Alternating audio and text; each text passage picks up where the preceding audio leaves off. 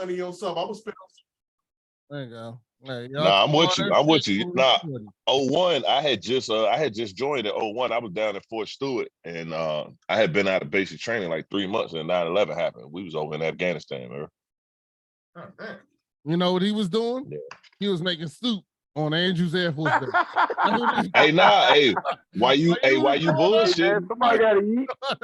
He was on Andrews Air Force Base going, what would Bush like today? I think he would like. All right, so look, check this out. So look, Rodney, that shit funny. Man. Rodney, that shit funny. But let me tell you though, from a nigga that got, so when I first got to Uzbekistan in October 2001, from October to fucking January, all I ate was food out of fucking bag, bro, and out of a can.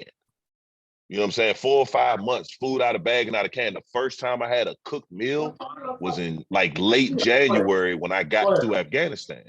Because we was in Uzbekistan, which is to the south, and then we moved down into Afghanistan in like middle of January. First time I had a real fucking meal, bro. Man, I was happy as motherfucking eggs. Eggs? Nigga, you see my face? Eggs? You got eggs? No, I was eating out of a bag, bro. Do you know how hard it is to shit when you eating out of a bag 3, 4, 5 times a day? Dog, you taking in like 7,000 calories, bro. That shit lock your ass up too. Man, I'm telling you, bro. Motherfucking cheese is green, the meat is green, everything in that motherfucker green. So please do not discount my cooks, man. I'm telling you, the only thing that you're gonna ever get, the only way you can ever get a soldier to do what they gotta do, you gotta feed them, you gotta pay them, you gotta give them his mail. You know what I'm saying? So if I ain't got my food, I ain't got my money, and I ain't got my mail, it's gonna be real hard for you to motivate me. So you got somebody who their whole job is to come out here and cook, and they know how to take a motherfucking box of food and turn it into a delicacy. Man, we friends. Where your truck at? I'm about to fix that motherfucker. Which one of y'all need to pull guard? Nah, I'm gonna pull your guard. You about to fix this food. We finna get down. So I always respect my cooks, man. Now the motherfuckers that do our paperwork, oh no, they can kiss my ass. My cooks, I love them. It ain't nothing like being on like a 5-day fucking mission and all you got to eat is whatever the fuck is in your pocket. Then you pull up on a goddamn MKT and then that bitch with some steak and potatoes and motherfucking all kind of other shit. Eggs, you got eggs and then what? Time out. Jimmy. What military division? Hey, look at your man Daryl over here looking like this is a porn site and shit. This motherfucker in the bed, got his pillow. Listen, I'm about to go make a porno. Like, chill out, though. My man said Daryl got OnlyFans page. What'd you say, Daryl? That's right. I get a couple dollars off that too. Hey man, I ain't mad at you. I just won't be checking in. But what you was asking? I said, what division was the homie in? I don't know his name. I just called him the Duke hat, but he got a Dallas Cowboy hat on. But hey, baby, man, I was in a bunch of shit, man. He was in the Navy, right? Army. What was he in? I was Army. Oh, Army. Oh, okay. He was in Army. Okay. Nah, he was Navy. He was senior. Oh shit! See, niggas in New York always like fireworks before the time, and then you be like, "Damn, nigga got hit with some shit," because a nigga just got peated over here the other day. Crackhead niggas killed that nigga with a deuce. I said, "Oh shit, these two crackheads out here crazy." So now these niggas just laying off anything. Oh man, this shit crazy out here in New York. I gotta get the fuck up out of here. I'm glad I'm leaving. Hey, come on, man. Come to Richmond, man. I'm going further than that. Let's get cold in Richmond. It ain't no better in Richmond. Oh, hey, Bones. This Pusha T and Jim Jones. Jim Jones don't want no smoke. If we talking about rapping, he don't want no smoke. If we talk about the way they dress, I don't care. That's just not important to me because I don't dress like neither one of them faggot ass.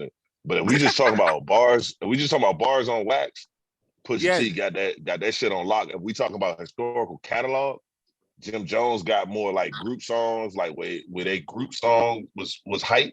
But Push got more. His catalog is way better. It's just Jim a lot of people don't understand. Jim Jones ain't getting good till like 3 years ago. He got better like 3 years ago. Jimmy, no, because Jimmy's first album was fire.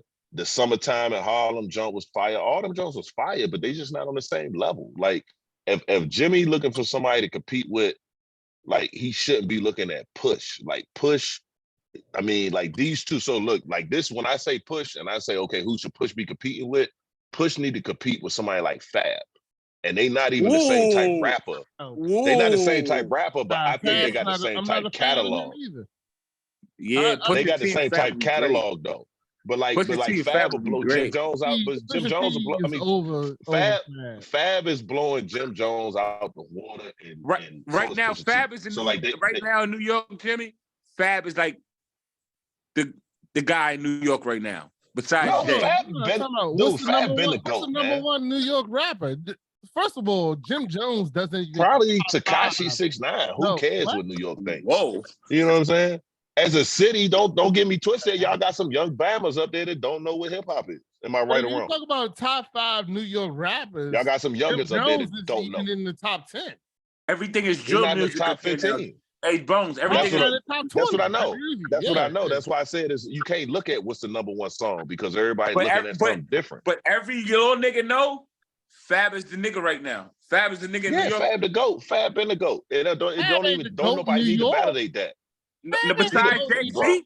Besides Jay-Z. I'm not talking Fab about Jay- I'm not talking about with the top Big- three. Fab Jay-Z You is got South Big, Peak. you got Nas, you got Jay after Yeah, them. there's a Out lot of of New York, there's niggas Fab, before Fab. Jada, and the Fab Locks may crew, make but the I'm top telling you, 20. I don't think Fab makes the top you 10. tripping. You What? don't listen to enough music to say that, Rodney. You don't listen Exactly. to enough music to say that, Rodney. I'm gonna go ahead and put you in your First of place all, right now. First of all, Who else you know? Who said else it. you know Jada making a whole album with? Who else you know Jada got enough respect for that he gonna make a whole album with? Fab Come on, different, man. right? Rodney, you don't know enough. You Fab out, different, Jada's right? Rodney, you before swimming in deep Fab waters. out of New York. You I'm swimming in out. deep Fab waters. is You, Are different, you right? telling me? Right. I got one question. Rodney's still I got one thinking question. about da da da da I got one question. da. He's still thinking got about the one old question. Fab. I got one question. Are you challenging me that I can't name 10 New York niggas before Fab? I I challenge you am. that. Let's hear it. I'm from New York. I'm here. I promise Do you, it. you can't. Let's I hear it. promise you, you can't. I want to hear it. I promise you, you can't. We can put 100 push-ups on it. So we I go. want to hear We it. go. I just So want to we hear it. allowed to go back is like Kool Mo D. We allowed Kumo to D go back. Fab better than No. Kumo We D. allowed to No. go back. They had as to just came say out. Fab They had to is came one out of when your Fab came nine out. Listen, They gotta are we be. They going gotta back be a to Fab You ain't era got to and do above. nothing other than tell Are we 9 going names. back? Just I name can them. name Name them. people I don't in the care who you name. Gentlemen, Name. gentlemen. You Name roll them, with 'cause it Kumo don't D. matter. You roll From with here Kumo on out, D. all we have to say is 9 names. 9 names. I gave you And 3. everybody already, gotta agree with you. and I haven't even everybody. You knows said that. Kumo D. Only Get him one out of here. person He has not to better agree. than Fab. I'm Okay. with Cuz on that. Big Nas, Kumo D Big is Nas, not better Jay. than Fab. Hell no. Big Nas No. J, I got No. 3. Big Nas, Jay, We Jada. done. Keep going. We done. I'm gonna If you're give not you gonna 4. tell me I'm gonna give Kumo you D 4. is not better than Fab. He's not. You He's haven't not. even listened to at least. You ain't. Hold on. You haven't listened to none of the summertime shootouts, and you ain't listened I'm to going none to of the just say soul this. tapes. Listen, So until hold on, historically, Mark. Hold on, Mark. Go ahead, bro. Let Hold on, Bones Mark. go. Rodney. I know you ain't listening to. I'm asking questions. Hold on, Rodney. Tell me. Yes let or me no? let me say something. Bro. Have you listened to any of the soul tapes? No, I don't like Fab. I'm not a big fan. Okay, I got you. So you Let don't me- like let them. me- So let let me me go, prove my bro. point. Let me go, bro. So you ain't listened to none of the soul tapes. Have you listened to any of the summertime shootouts? The answer is no. I'm telling you. I Then don't. you let me can't. learn Then you like I something, said, Rod. you Let me not. learn you is something. Fab is You not don't have even enough my top information. Gonna be short and He's sweet, Rod. horrible. Go ahead. I'm done. Go I'm ahead, done. Mark. Go ahead. You don't have Sweet. enough information. Kumo Hold D on, is a Rodney, founder Rodney, by Rodney, far. Rodney, We Rodney. can't discredit him for that. Look, it's your man. However, Fab runs laps around what Kumo D brought to the table Exactly. music wise. Fab completely supersedes Kumo D. I will agree. All to day, disagree. every day. My man with the Dallas Cowboy hat. Do you like Fab? He's Duke. That's Duke. Duke. That's a Wait, Dallas man. Cowboy hat he got on though. I But know, Duke. but it's still Duke. If you Okay, ain't but never you- listened to this, we ain't got nothing to talk about. Hey Duke, how you feel about Fab, Duke? Fab's That was top cool, 10. but like I Fab's said, top 10? top 10 all time. No, in New York. In New In York. New York. In New York. Oh, in New New York. York. God damn. No, nah. he's not. I'm If you telling ain't you, hold on, man, if you I'm ain't never telling listened to this, you. Hey, Nah, look, who was the Good. first 3? that's You conversation. said Biggie, I'll have a Jay-Z, list. Nas. We're going to No, throw Kiss in Biggie, there. Jay-Z, Nas, That's and Jada. 4. Go just from That's there. started. 4. I We're just going to throw started. DMX. That's 5. I We put got Styles 5 P. more It's New too York. many put New York Styles P. dudes, though, man. That's a Fab is nice, but it's too many New York dudes ahead. It's just too No, many New York hell no. Right now, I live in New York. No way. Right now, Fab is that nigga right now in New York. Ain't Hey. nobody fucking with Fab.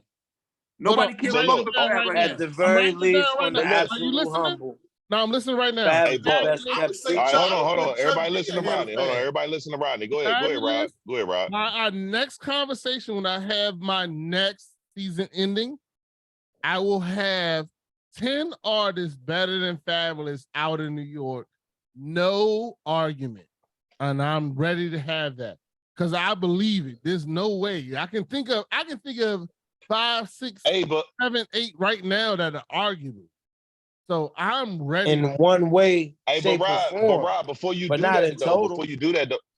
but Rob, before you do that though, you gotta do your research, man. You gotta listen to Soul I do Tape the 1, 2, and 3. I told you. I'm doing I'm trying to give you the answers to the research though, because you're not even gonna know what Nah, to hey, look. You're gonna bro, go back I bro, and this already listen to know I'm with it. on man that. shit. He don't That's want to do not the it. homework. That's on him. You gotta Kenny, listen to the He Soul has Tape He to can 1, live when 2, listen. it and come 3, back. He even have ready and you right listen to listened to now. my show? Summertime Shootouts Have 1, you 2, listened and to my 3. When show? you listen to Not only those, you listen to then it, you've come been on back my and tell me who's show. better. You know I am about this smoke, son. I want all of Well, it. I'm saying that Not everything is scared. not Well, on let's go. Spotify. Let's Everything bring is it. not on You're Apple gonna get Let's Music. bring exactly it. Get what on you're Dat asking Piff. for, Get brother. on Hey, Dat Piff Rodney, and listen to We're those gonna three. move Rodney, on from that. Rodney, Top 10, yes. Rodney, I gotta Yes. step off.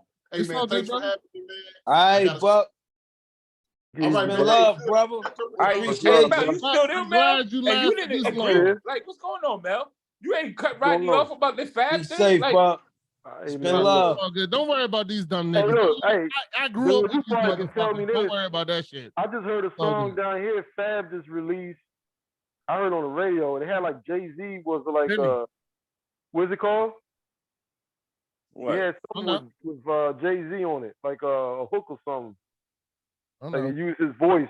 Last for time a I song. heard Fab, he was talking about how he almost got fucked by It was Puffy. like that though. That's all right. That's what I He gotta didn't say name the about that. song, but it was like that. Son, you really, hey, Rodney, you really don't. I'm gonna send you Hey, some Jimmy. shit with Fab Rodney. You gonna be like, oh What's up? shit. Like, I want you to gonna show be you like, something, oh brother. shit. The nigga Hold Fab on, man. I'm different, pissing in the bro. backyard. Fab different. All right. Fab I different. can't really listen too much of Fab Not a lately. I mean, I Fab don't really fan, listen dog. I'm not a Fab. to I've listened hip to a hop lot of anyway. shit. Not Lately. a Fab. Not a fan. Cause you think Hey, about Daryl. just, Hey, There's Daryl. 10 people in New York better than Fab. Daryl. Let it I'm, go. He's not gonna understand. He's Not, not gonna you're do the not gonna research. He's understand. not gonna Okay, understand. you got it. He's You not. got it. He's this not is informed possible. enough. Go ahead, let him. He's not Okay. informed enough to speak intelligently Let's on this agree topic. So let's just to let it go. disagree. Okay, Bones. You all Let's right, let you it got it. go. Let's let it go because Hey, you Jimmy, can't no, I'm convince. asking you. I'm You asking cannot because convince a people coming up. Democrat to vote for a Republican. Let it go. Let it go. Just let it go. Move on to the next topic. We got a commercial And, break. and he got a Let it freestyle go. Black Republican. Look, wearing a this hat is on this like is Trump. CNN. This is CNN. We got a commercial break. I'm gonna have to stop it right here. Next, go ahead, Rodney. Marcus, are you asleep? Your eyes look. I'm sitting Nah, right he here, ain't sleep. brother. Hold on. That motherfucker That nigga smoking trash. in his sleep. That That nigga nigga No, trash. I got I need to know I what got Damn, my I ain't drink and my heard that in a two-step. minute. I'm good. My drink and my two-step. My drink and That my nigga two-step. look Get Marcus charged. just look gone like he ain't like. Hey, hold on. Hey, Rodney, I got a my question focus for you on. for one of your. I got a question for you for one of your future podcasts. You don't have to do this tonight, but like, what about producers? Like new era producers between Yo. Timberland, Swiss, you know, niggas I'll like be that. back, Like yo. maybe I'll just be like back. Hey yo. boil that shit down and get a good question out of it. Here's the thing. No. The PTS episode, the PTSD episode you joined in with me last minute. Yeah. The subject was the best producer of all time at the end because the dude who was supposed to show up, he suffered from PTSD.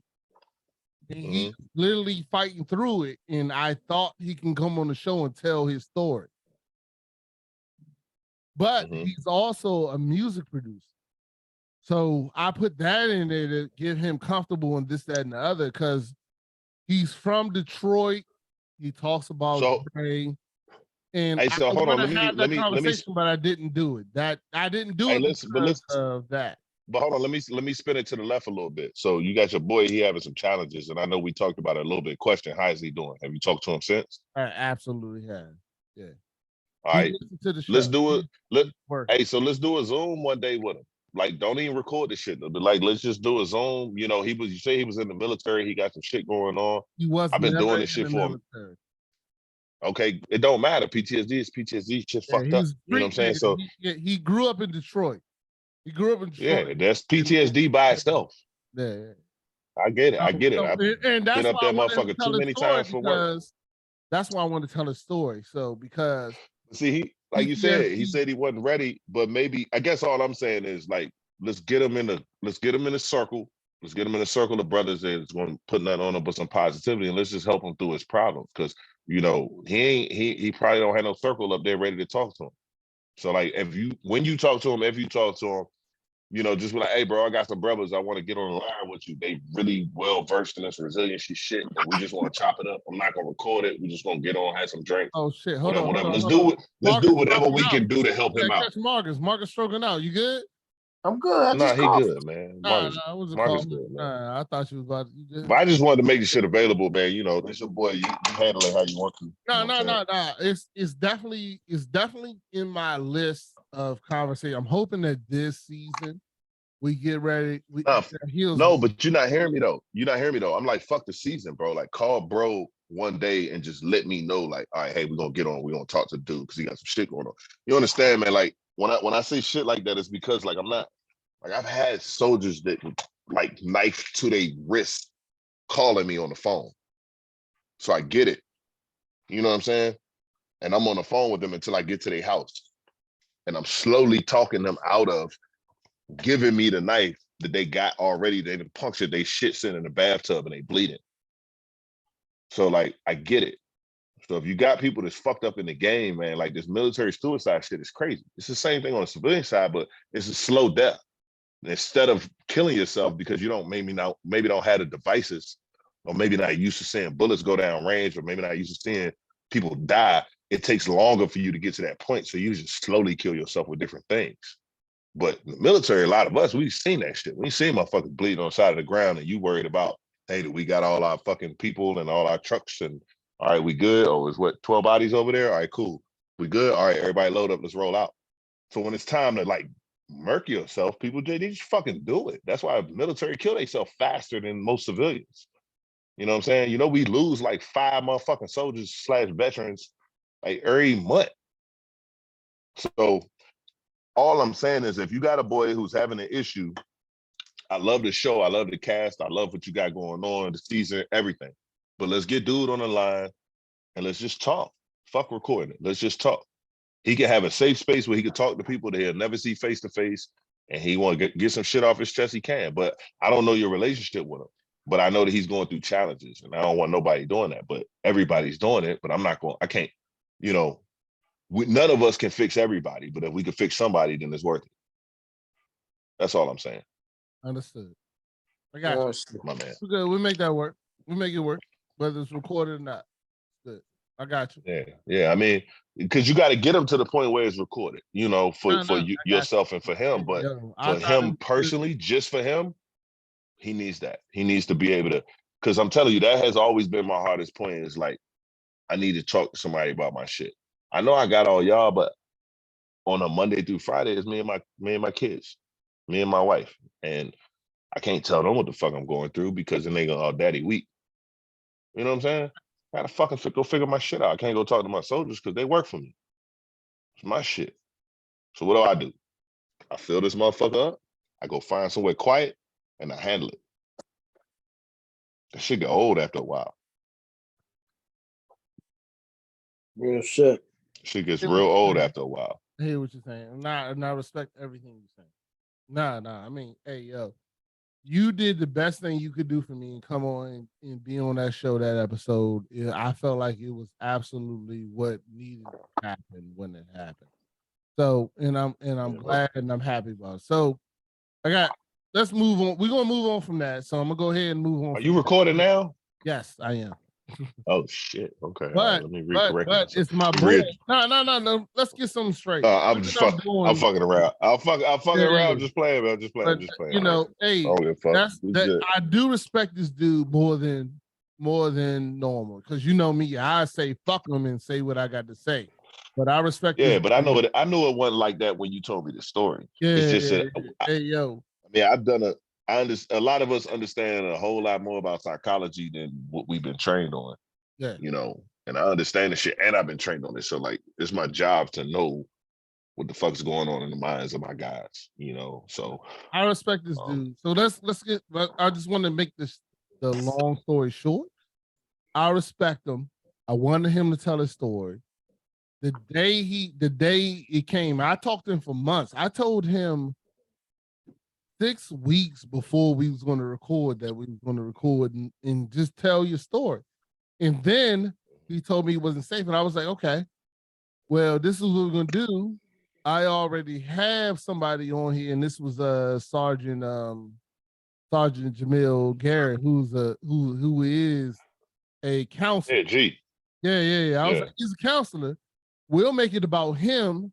If you want to talk to him, talk to him. If you don't. And he still said no.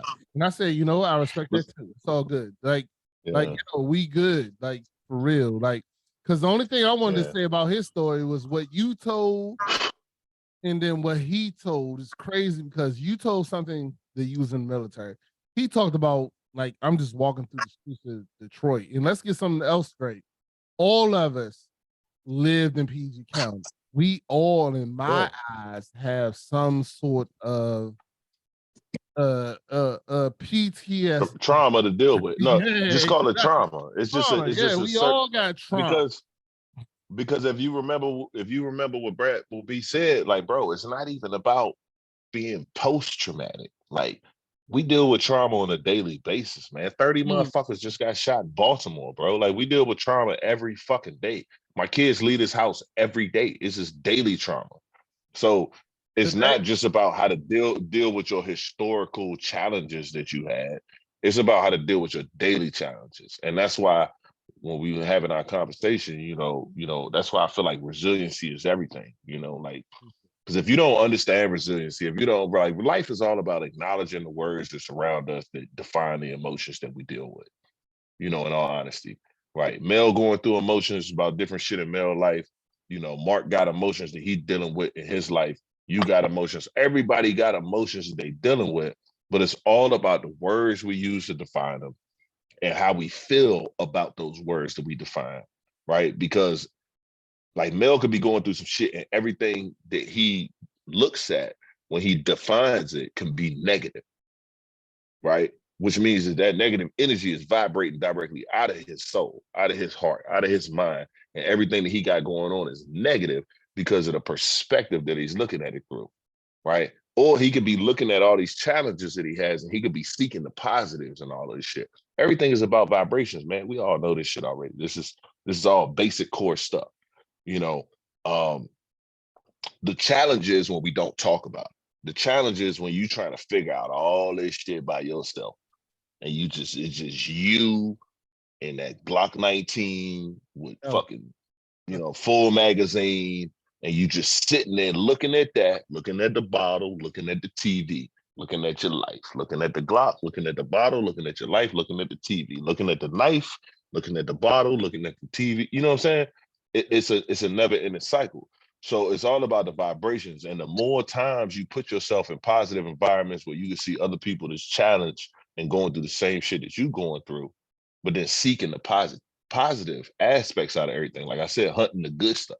It's something that has to be done and talked about on a regular basis. It's a training thing. It's a habitual thing. You know what I'm saying? The more you do anything, the better you're going to get at it. The more you knock yourself down, the better you're going to get at it. The more you boost yourself up, the better you're going to get at it. But here's also the crazy thing. So we got to have that same circle.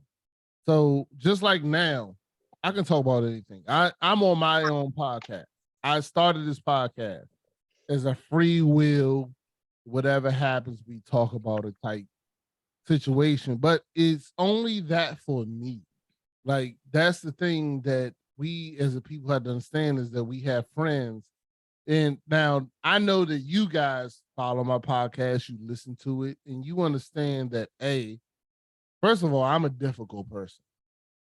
2, to be my friend, you have to really choose to be my friend. It's something I even talked about. So you wasn't here for this earlier, Jay Chief. When I talked about, come on, man, don't call me that like that. Like, I like you. I'm Jimmy, man. When I met you when I started calling you Chief, I actually enjoyed it. So I'm good with it. You're Chief now. So now I'll take it. here's my thing. I'll take it. Here's my thing.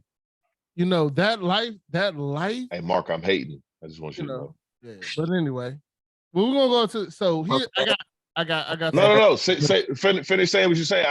I'm looking at Mark in the picture while I'm looking at you, and he's just blowing so good, and I'm like, oh, first of all, Mark been like the last 30 minutes. At least. No, I'm sitting here. His eyes ain't open. No, he been 30 away. minutes. But I'm sitting here and I'm like, I'm looking at Marcus right now, and I'm like, man, I remember when Mark used to ask me, man, why you smoke that stuff, man? Like, he ain't do that stuff ain't cool, man. No, no, he did. Well, he did. Ask him. Ask him. Mark used to look at me and be like, man, why you smoking that stuff, man? Like, man, that stuff stink, man. Like, man, let's just play Joe Montana. I'm like, bro. Now look at him. You need to get on. Yeah.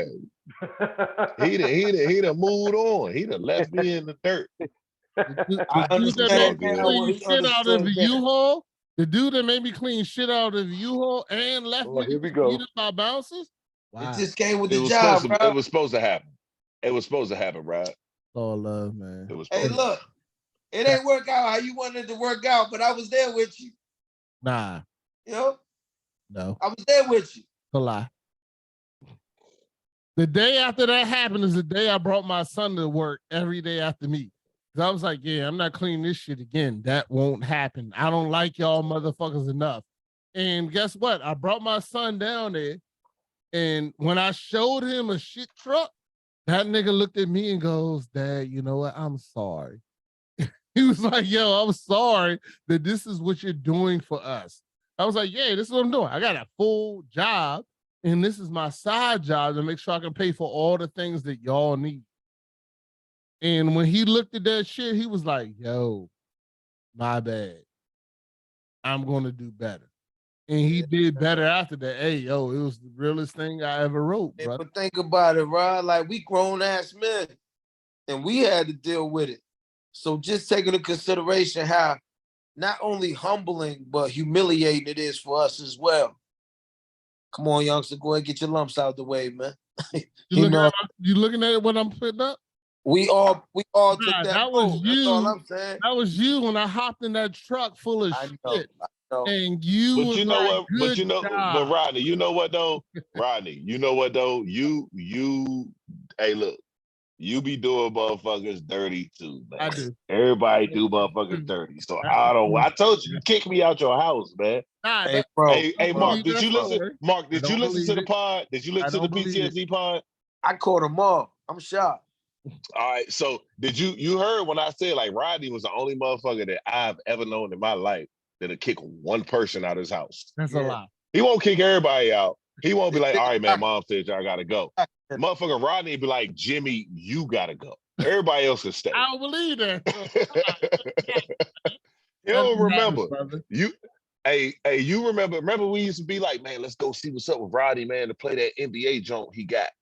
You know, that NBA joint. Remember that NBA joint was fire? It was like, man, those all them colors in it. Let's go see if they let us play the joint.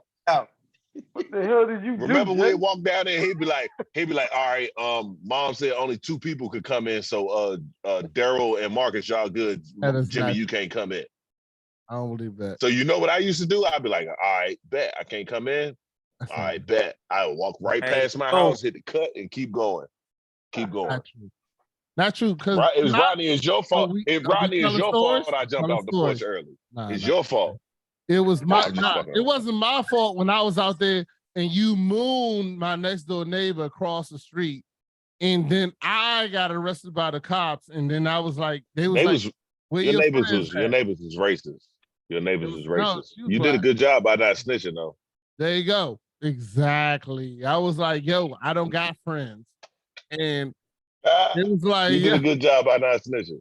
Man. Hey, but hey, can I post a question to the group to switch it up a little bit? Good. Go ahead. Yeah, make sure the question's good. We all get the answer. Come on, man. I'm fucking 42 years old. I got a question after that too, because I got questions down here that I haven't even got to shoot off, and I want. I ain't got nothing but good questions, man. You can write this one down and save it for later. I'm writing it down. So at your current age, Yes. with your current experience level, what do you think your best attribute is based off what you have learned? Ooh, can I go first? I like it. Anybody can go first. No, I I'm like just like, what is your best attribute, whether it's a father, husband, or just a man? And what is based off what you have learned? Like, what did you learn that made that your best attribute? All right. I'm So gonna go ahead, I go ahead and take want to go it on first. this.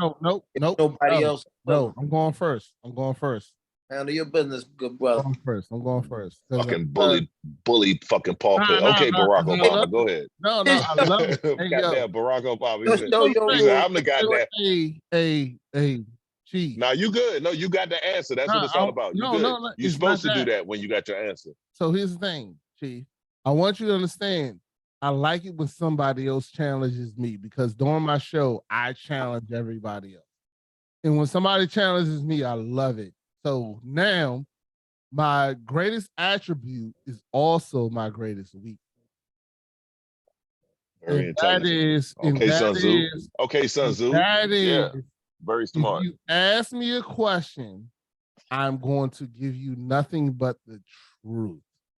And for me, Why? my biggest. Why? Hold on. Stop. Biggest, Hold on. Stop. Hold on. Stop. Tell me why that's the way you handle that situation. Because I've learned throughout my years that I can only be one person, and that's me.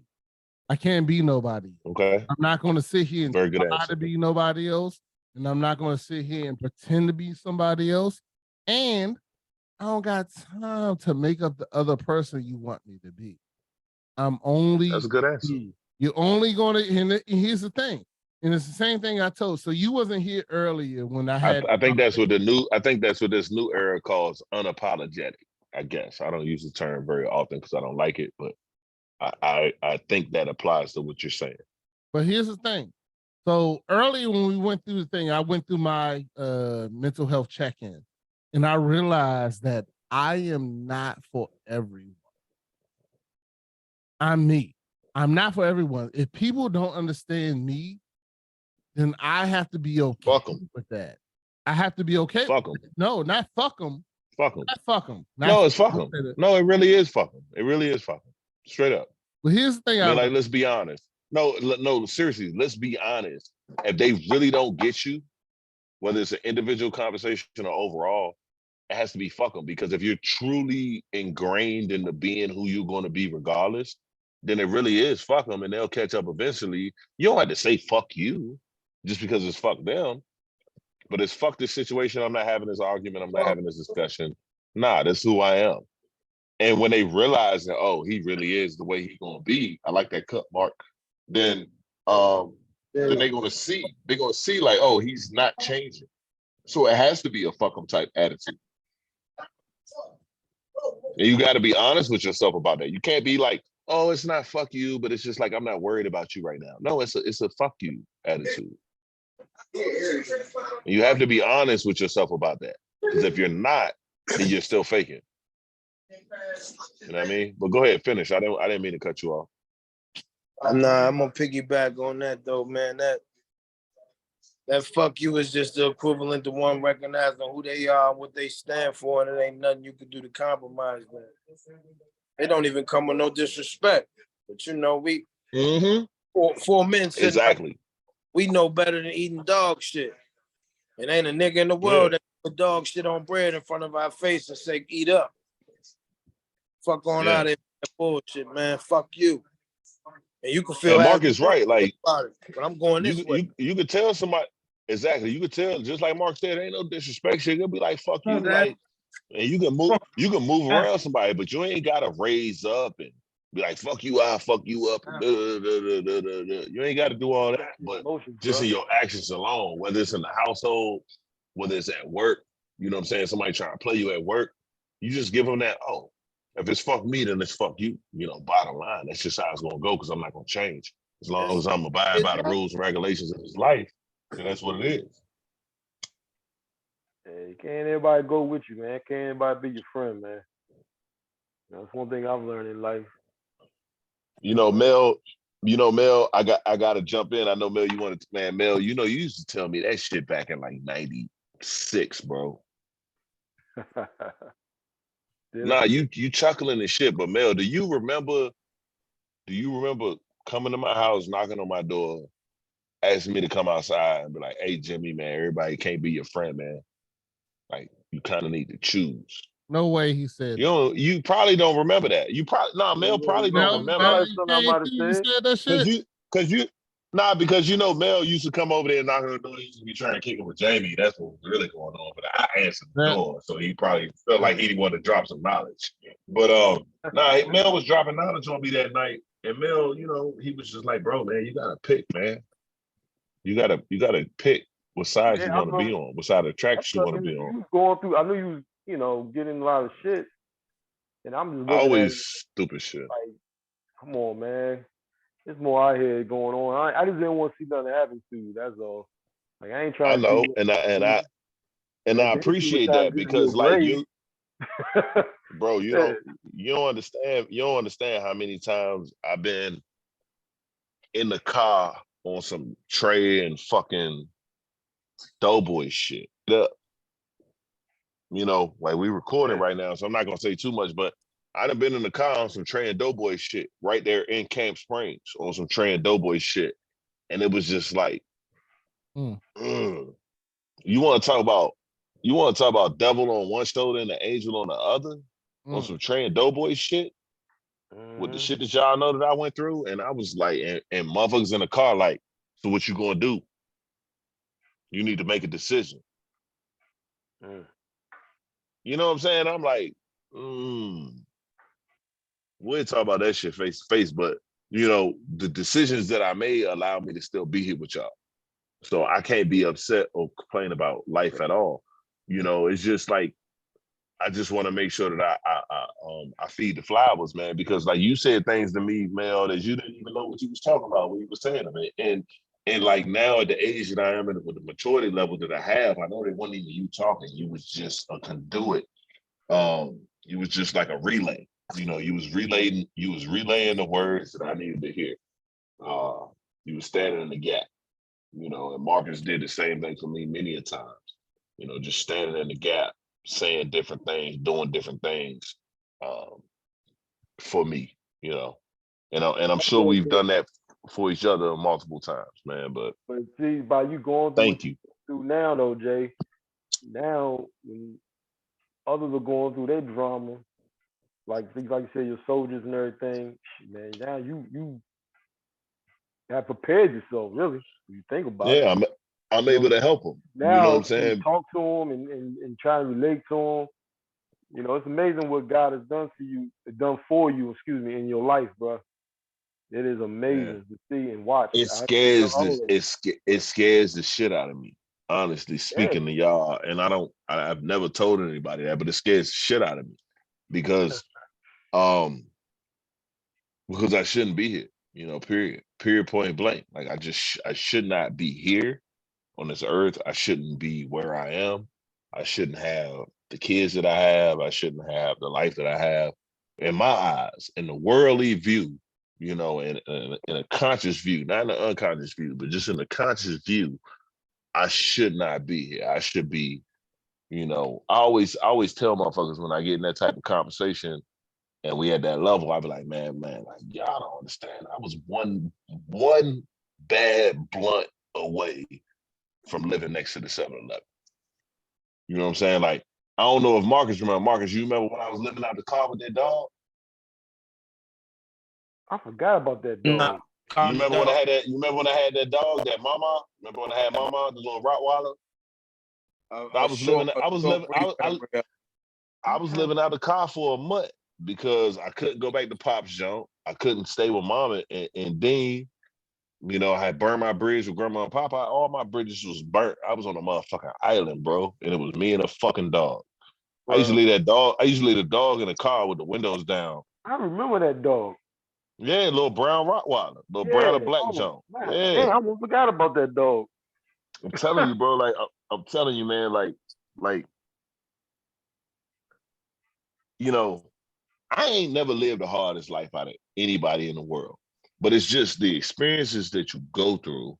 They show you so many things, and it, you know, if you don't take those things, encapsulate them, and then turn them into good, and then find a way to reach out and communicate those experiences to others, and it's almost like you wasting your experiences.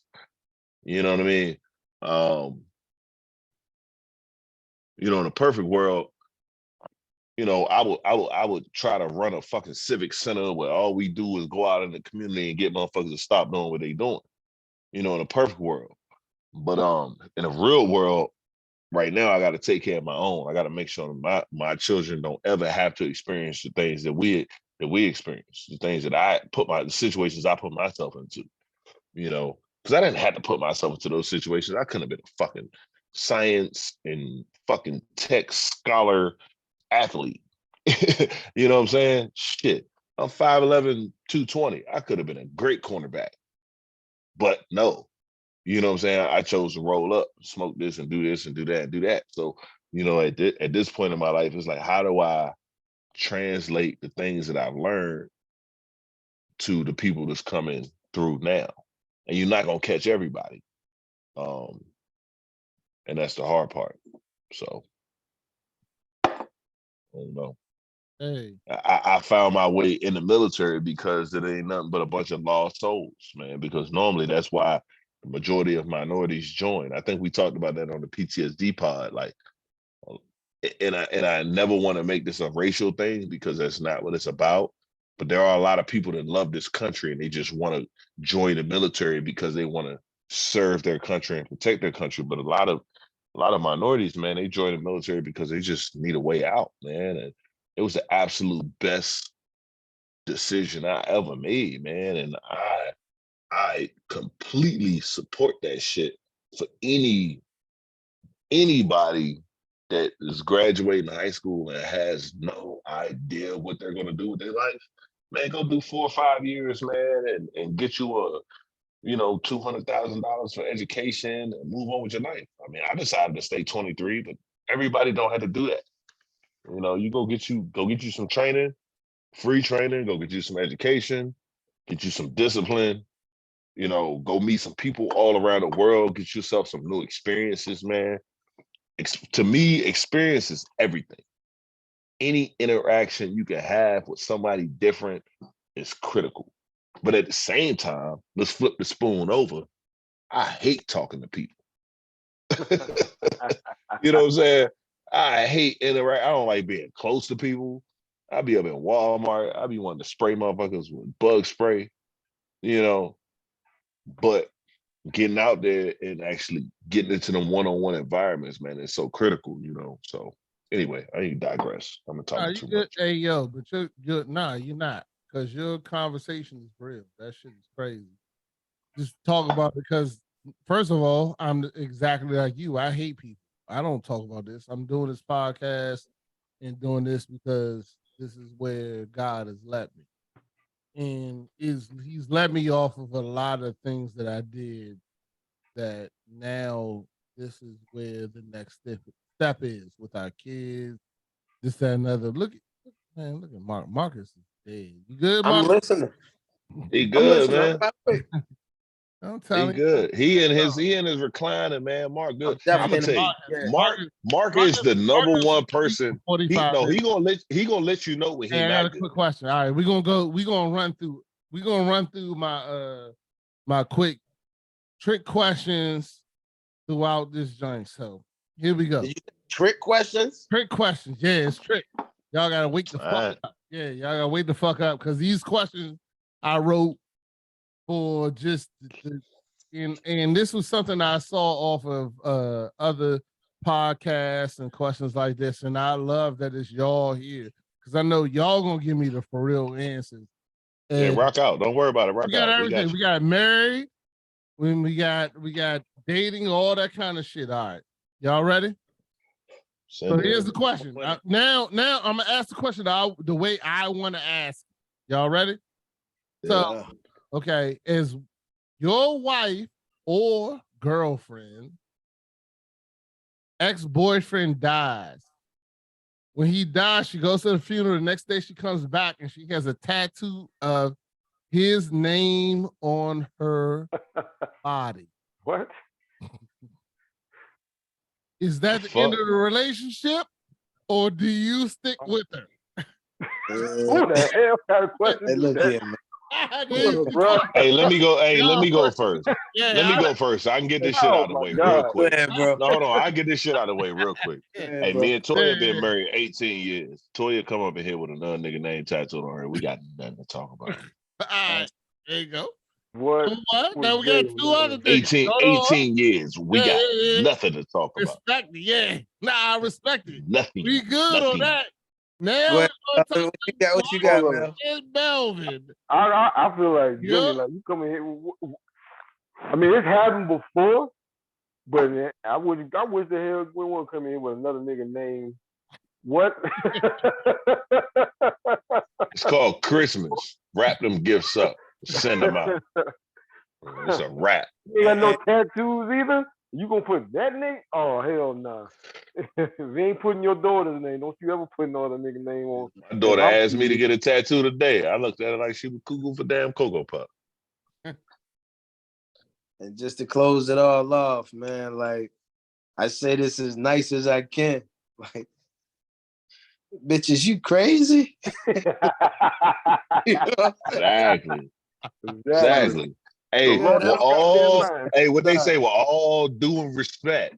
Bitches, Yeah, you crazy? Lost your Like, goddamn mind. that You don't gonna make see a no side sense. of me you ain't never saw before.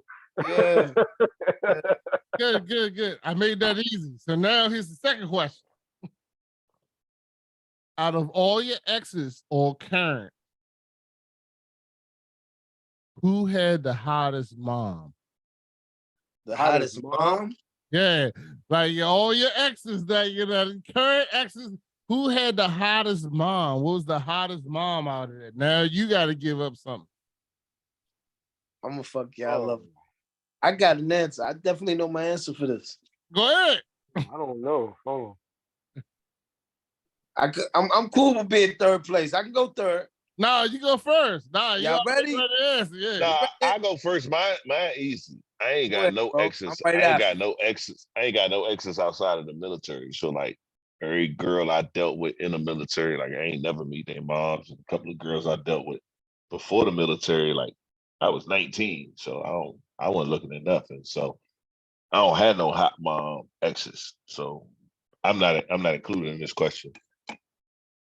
I don't. Nah, you gotta give a hot mom. This No, I'm That's all telling right. you Hey, right bro, now, your like wife's they, mom I, is a I hot got mom. most of my exes, I never met their mom. That's why they my exes. Hey, Like, so you your know wife's what I'm saying? mom is Like, the hottest mom. So it just goes back to me, man. Let me tell there you like ain't no hot moms at all. Nah, you let gotta me give tell you one. like this. Zero. No, like bro, like all the girls I dealt with, I did not meet their mom. Like Yeah. my wife's mom is not a hot mom, and that's the end of that. I'm gonna tell you like, and this is so relevant. It's perfect for me right now. All right. My kid's mother's father's wife. Wow. So like you get the trickle down, you get how we get to that person, but like, hey man, she a firecracker, man. I just seen her at the baby shower yesterday, Melvin. Did you see it? Which one was she? The baddest one there.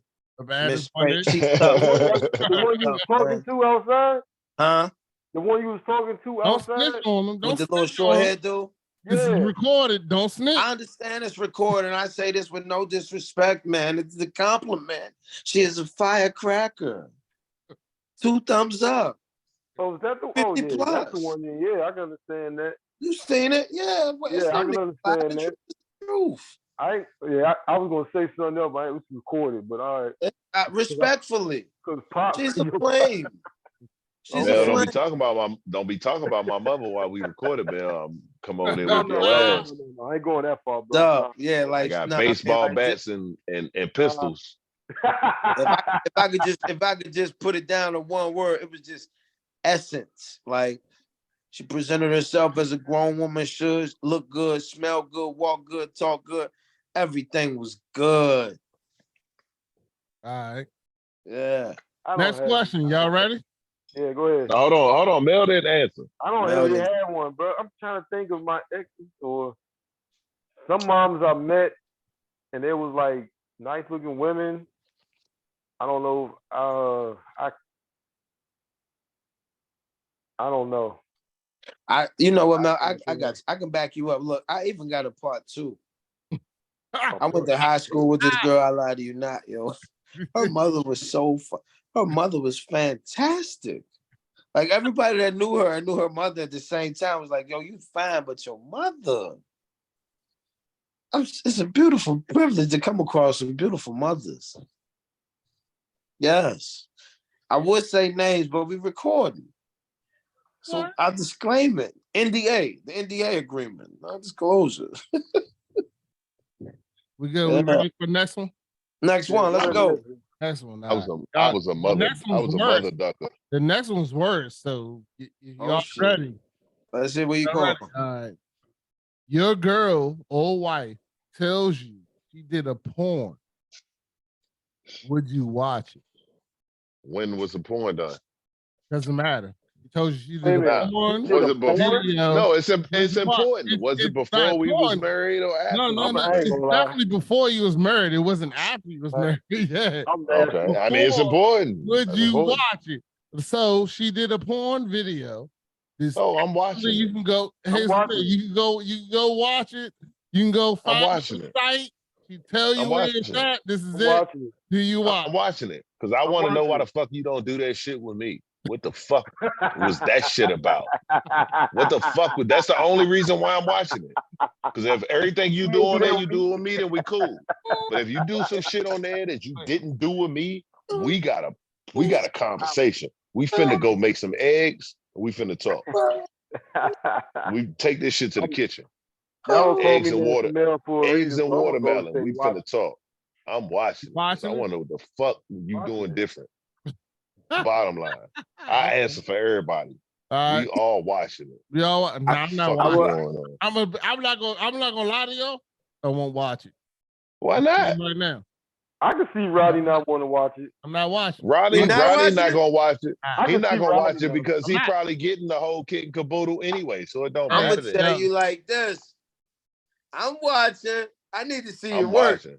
I need to be Yeah. like, I need to balance I'm out be the honest. truth and the lies. I'm gonna be honest with y'all. I need to figure out why I don't get I'm what he 20 got. years in.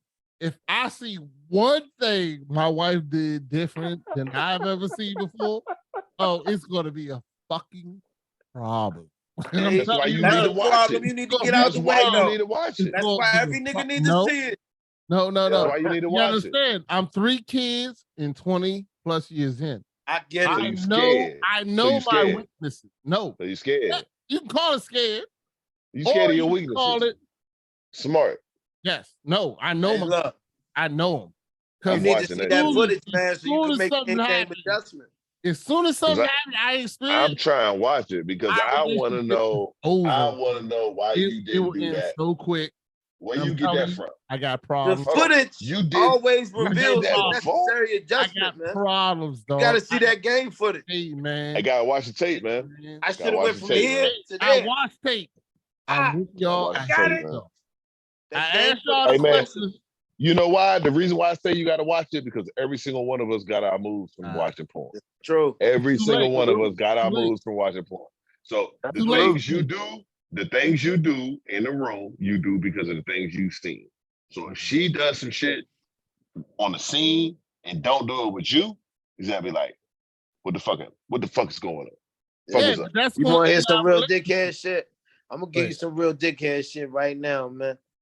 See, the only way I would cheat is if a chick just pull out my dick and suck it on sight. You know what I mean? Like, boom. It's like, oh, I hope you're the only one in the house right now. huh? I hope you're I the can only get one in away the with house it. right now. I can get You're away with rather it. loud.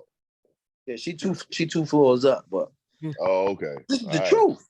This is the truth. Like, you know, like the weight of my heart is sucking his dick. But 9 times out of 10, if it's too much thought that gotta go into it, I can get beyond that. You know what I mean? Like, but like the devil's plot, if a chick just dropped down and gave me 20, 9 times out of 10, I'm like, I'm guilty. You go, I'm gonna get Going cold. in. My I'm dick gonna in go the ahead mouth. and It's this a out. wrap. Don't It's worry, a I'm wrap. editing this out. So this won't get today, but it's all Please edit that part out, Rod. You don't Yeah, got don't I'm don't very honest. My girl don't let the even know that work. about me, man. I'm that honest. We'll save that for the Beachwood. There We you won't go. let the crew hear that. Yeah. I'm hoping she don't follow the show. And 1, 2, 3, record. There you go. But like I said, yeah, for me personally, that's it. I'm not watching it. At this point in time, I'm 20 something years in. If my wife, So I didn't I gotta. listen. If my wife was Oh, my like, bad. the porn, here's what it is, and this, that, and other. At this point in time, I would never watch. So I got a better question for you. Let's Better, not exactly better. I'm not gonna try to judge our questions, but first of all, okay. So we already discussed whether you will watch it or not. But now what I wouldn't do is I wouldn't ask. Okay, I've been married 18 years. I wouldn't ask my wife like, have you ever done this with somebody else? And then if you did, then why you don't do it with me? Because at this point, you should already kind of have that figured out. You know, and let's back it up from 18 years. Let's just say you married 5 years. By the 5-year mark, you should know what your wife likes sexually and what she don't like sexually. So, you know, if you really know what your wife like at about a 2, 3, 4, 5-year mark, then if she had a tape out there in the world, it shouldn't be nothing but those things that's already on her list. So from that aspect, I can respect it. And I can also respect saying like I wouldn't watch it because you don't want to go ham and be like, why the fuck you did you gave that man? You don't do that to me. You know what I'm saying? So I can respect not wanting to do that because it might destroy the whole foundation. But I guess what I'm saying is you should already know each other top to bottom by 3, 4, 5 years in. But I will also say that the 5, 6, 7-year mark is the hardest part of all relationships. You know what I'm saying? yeah, but That's normally when they fall apart. It's like that 7, 8-year mark. But James, I'm a reverse it. If we all have sex tapes out there, which one of our wives would not watch? My wife is probably not gonna watch wives or girlfriends would not watch it. Oh, it. My wife wouldn't watch it. Huh? Toya, Oh yeah. Toya ain't Say it watching out it. loud. Oh, Say it out loud. Say it out loud. Velvet. Toya ain't watching it. Toya ain't watching it. Shit. If I did a porn or some shit, oh yeah. Toya ain't watching it. 100% my wife is watching. Not even. Yeah, 100%. It would take her 3 seconds to. That's probably because she already watched the porn. My wife ain't watching it because my wife already ain't watching porn. She's like, my wife ain't watching porn either, but she gonna find out what I did. But I tell you what, if one of y'all sent Toya a link talking about 1996 sex tape James Alon, she gonna click on that bitch. She gonna click on that motherfucker. You know what I'm saying? She gonna watch. And look, it'll be a 96 joint and she'll still be mad at me the next day. Be like, why you did all that? That was nasty. Yeah. That was just nasty. I didn't know I didn't even meet you until 2004. It still is nasty. Go wash your mouth. I'm willing to bet any number. Your wife, if you said 1996 James Alon on the joint, she's gonna hit play. She gonna click. She gonna click on that joint. Yeah, she not gonna watch the whole thing. She gonna click on it. She gonna click on that motherfucker. But she gonna tap out. She gonna tap out real soon. And then I'm probably gonna get some hot grits and pour it on my ass in the middle of my sleep about some shit that happened in '96 after a go-go. Yeah. You know what I'm saying? 96, man. 16, maybe. I was probably 15. 800 miles away. They didn't know who you know. Hey, Mel, at the Motel 6 on Allentown Road. Play. Oh, not the motel. Oh, shit. Mel, how many times you dropped me off on Allentown Road? Yes, sir. People I'm dealing with know for sure that I had a wild streak to the point that it got their curiosity tickled. My folks gonna watch that thing. I can guarantee you that. They nosy like that. Yeah. There's the thing. I had problems. If I get a video, Victoria, 1996, I will never play. I promise you. 1996, 97. So that's a whole nother question. Like, if No, you was to send me, that's a great question. If you was to send me a that is video the of my question. wife, no, if you was to send me a video of my wife from that time, I probably wouldn't click on it. I probably wouldn't watch it. I want to say, Especially at this point. all I At need this to know point, is what I won't watch know. it. But if it's of me, oh, she gonna watch it. Yeah, But if it's of I her, feel the same I'm way, deleting that shit. I'm deleting that shit so quick, and I'm hoping she don't know where I got it. nigga. I don't even need no footage. Just the mental, just the thought process of mine alone is already there. Like she's like, you fucked all Mark, these girls, and I'm like, I did. Mark, are you rolling up again? I am. Man, fuck you, man. Told you that nigga is Mark. He is Snoop Dogg. I just need to know this. Mark, when I'm out, are you gonna keep that same energy? Dog, I'm the same way all day, every day. You know this. Nah, fuck that. I'm talking about when I'm out. I'm through. And I get my hall pass. Come to PG on. County. I just need you to keep that same energy. Got you, dog. Got you. Not No, even I'm Mark. I'm not coming. No, I'm telling you right now, I'm not coming up there. If I do that, I need to be right here. I need to have parental supervision. We gotta wait till the kids are asleep. Marcus, when he's ready, we'll both drive up there. I come down with you, Jay. I said it once, I'll say it again. I got you.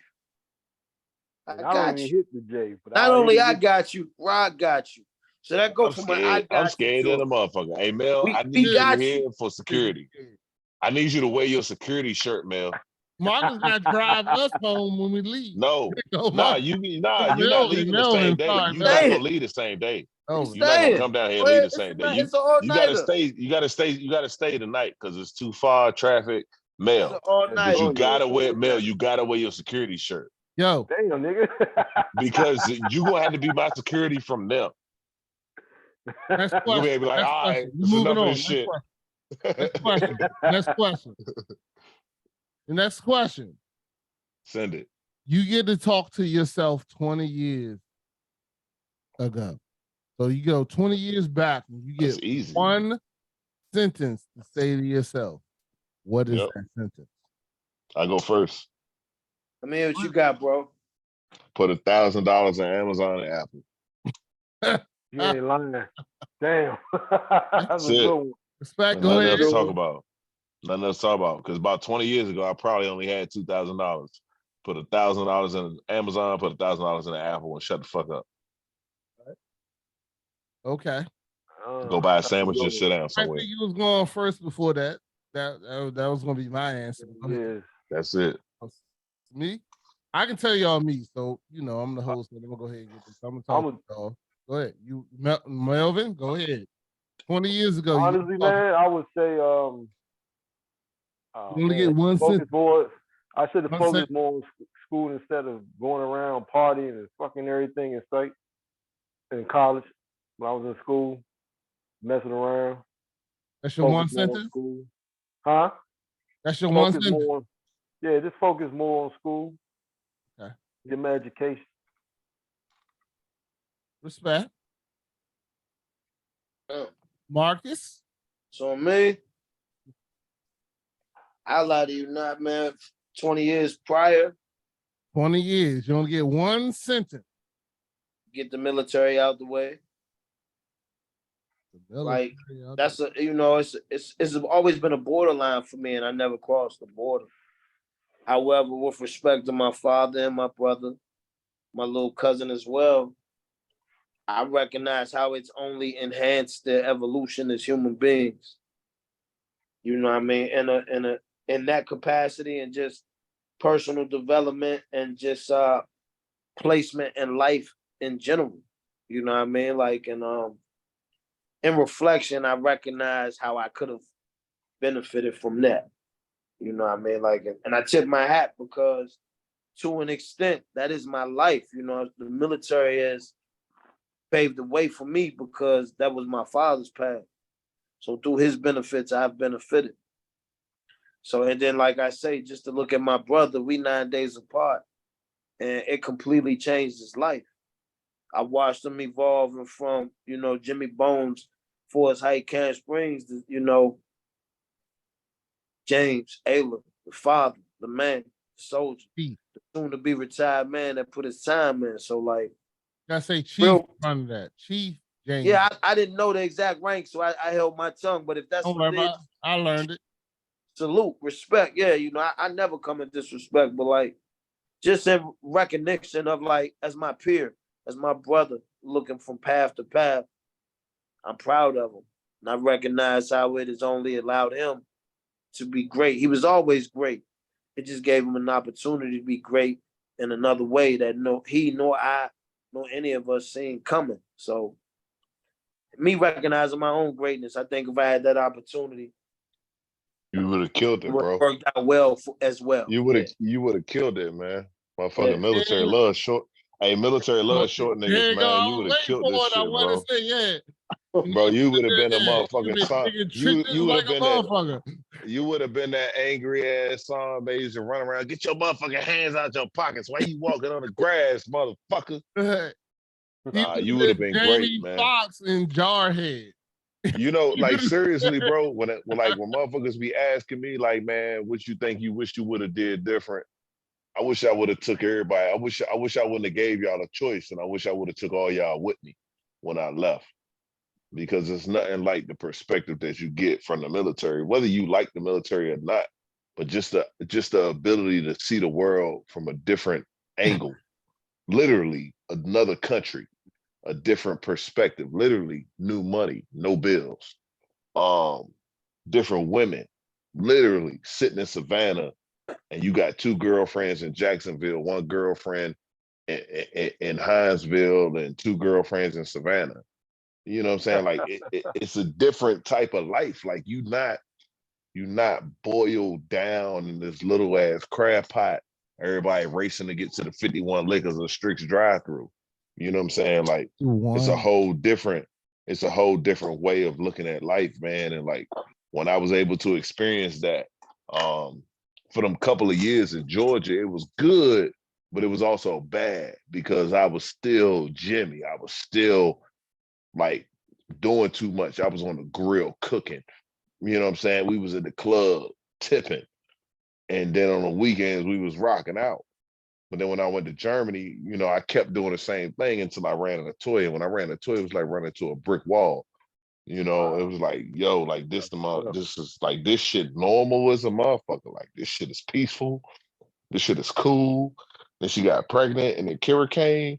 And I'm telling you, bro, like when Kira came out, when she came out the womb, dog, into my hands, dog, I ain't never cried so hard in my life. You know what I'm saying? That's what's up. And it was probably only like 5 tears, but them 5 tears hurt like a motherfucker. Yo. You know what I'm saying? They pop, plop, plop, and it was like, bam, she out. Nah, you hit me on this. Yeah. And it was time to man up. Like all that other shit that we was doing, everything had to hit pause. Yeah. Everything had to hit the brakes.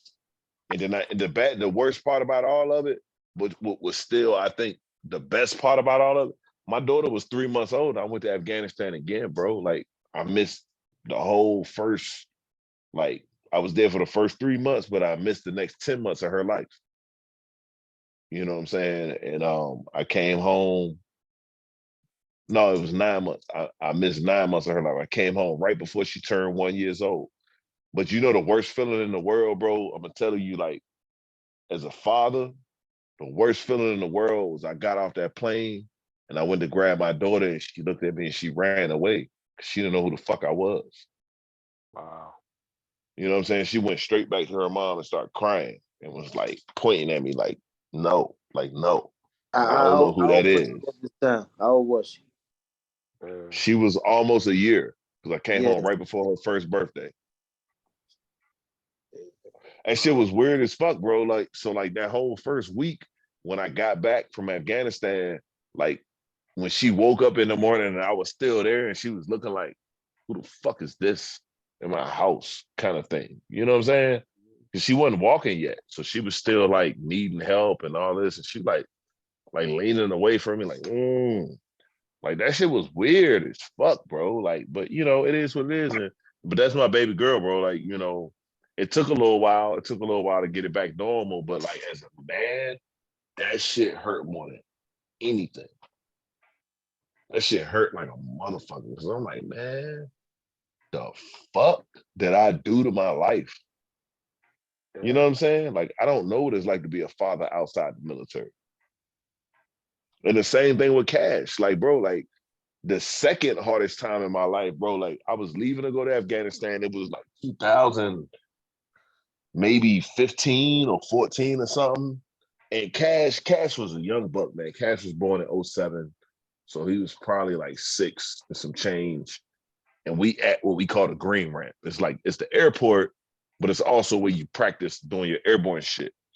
So it's got all these like fake airplanes out there, and you can hook up the static lines and you make all this noise. And it's like almost a playground for kids, but for us, it's what we train at.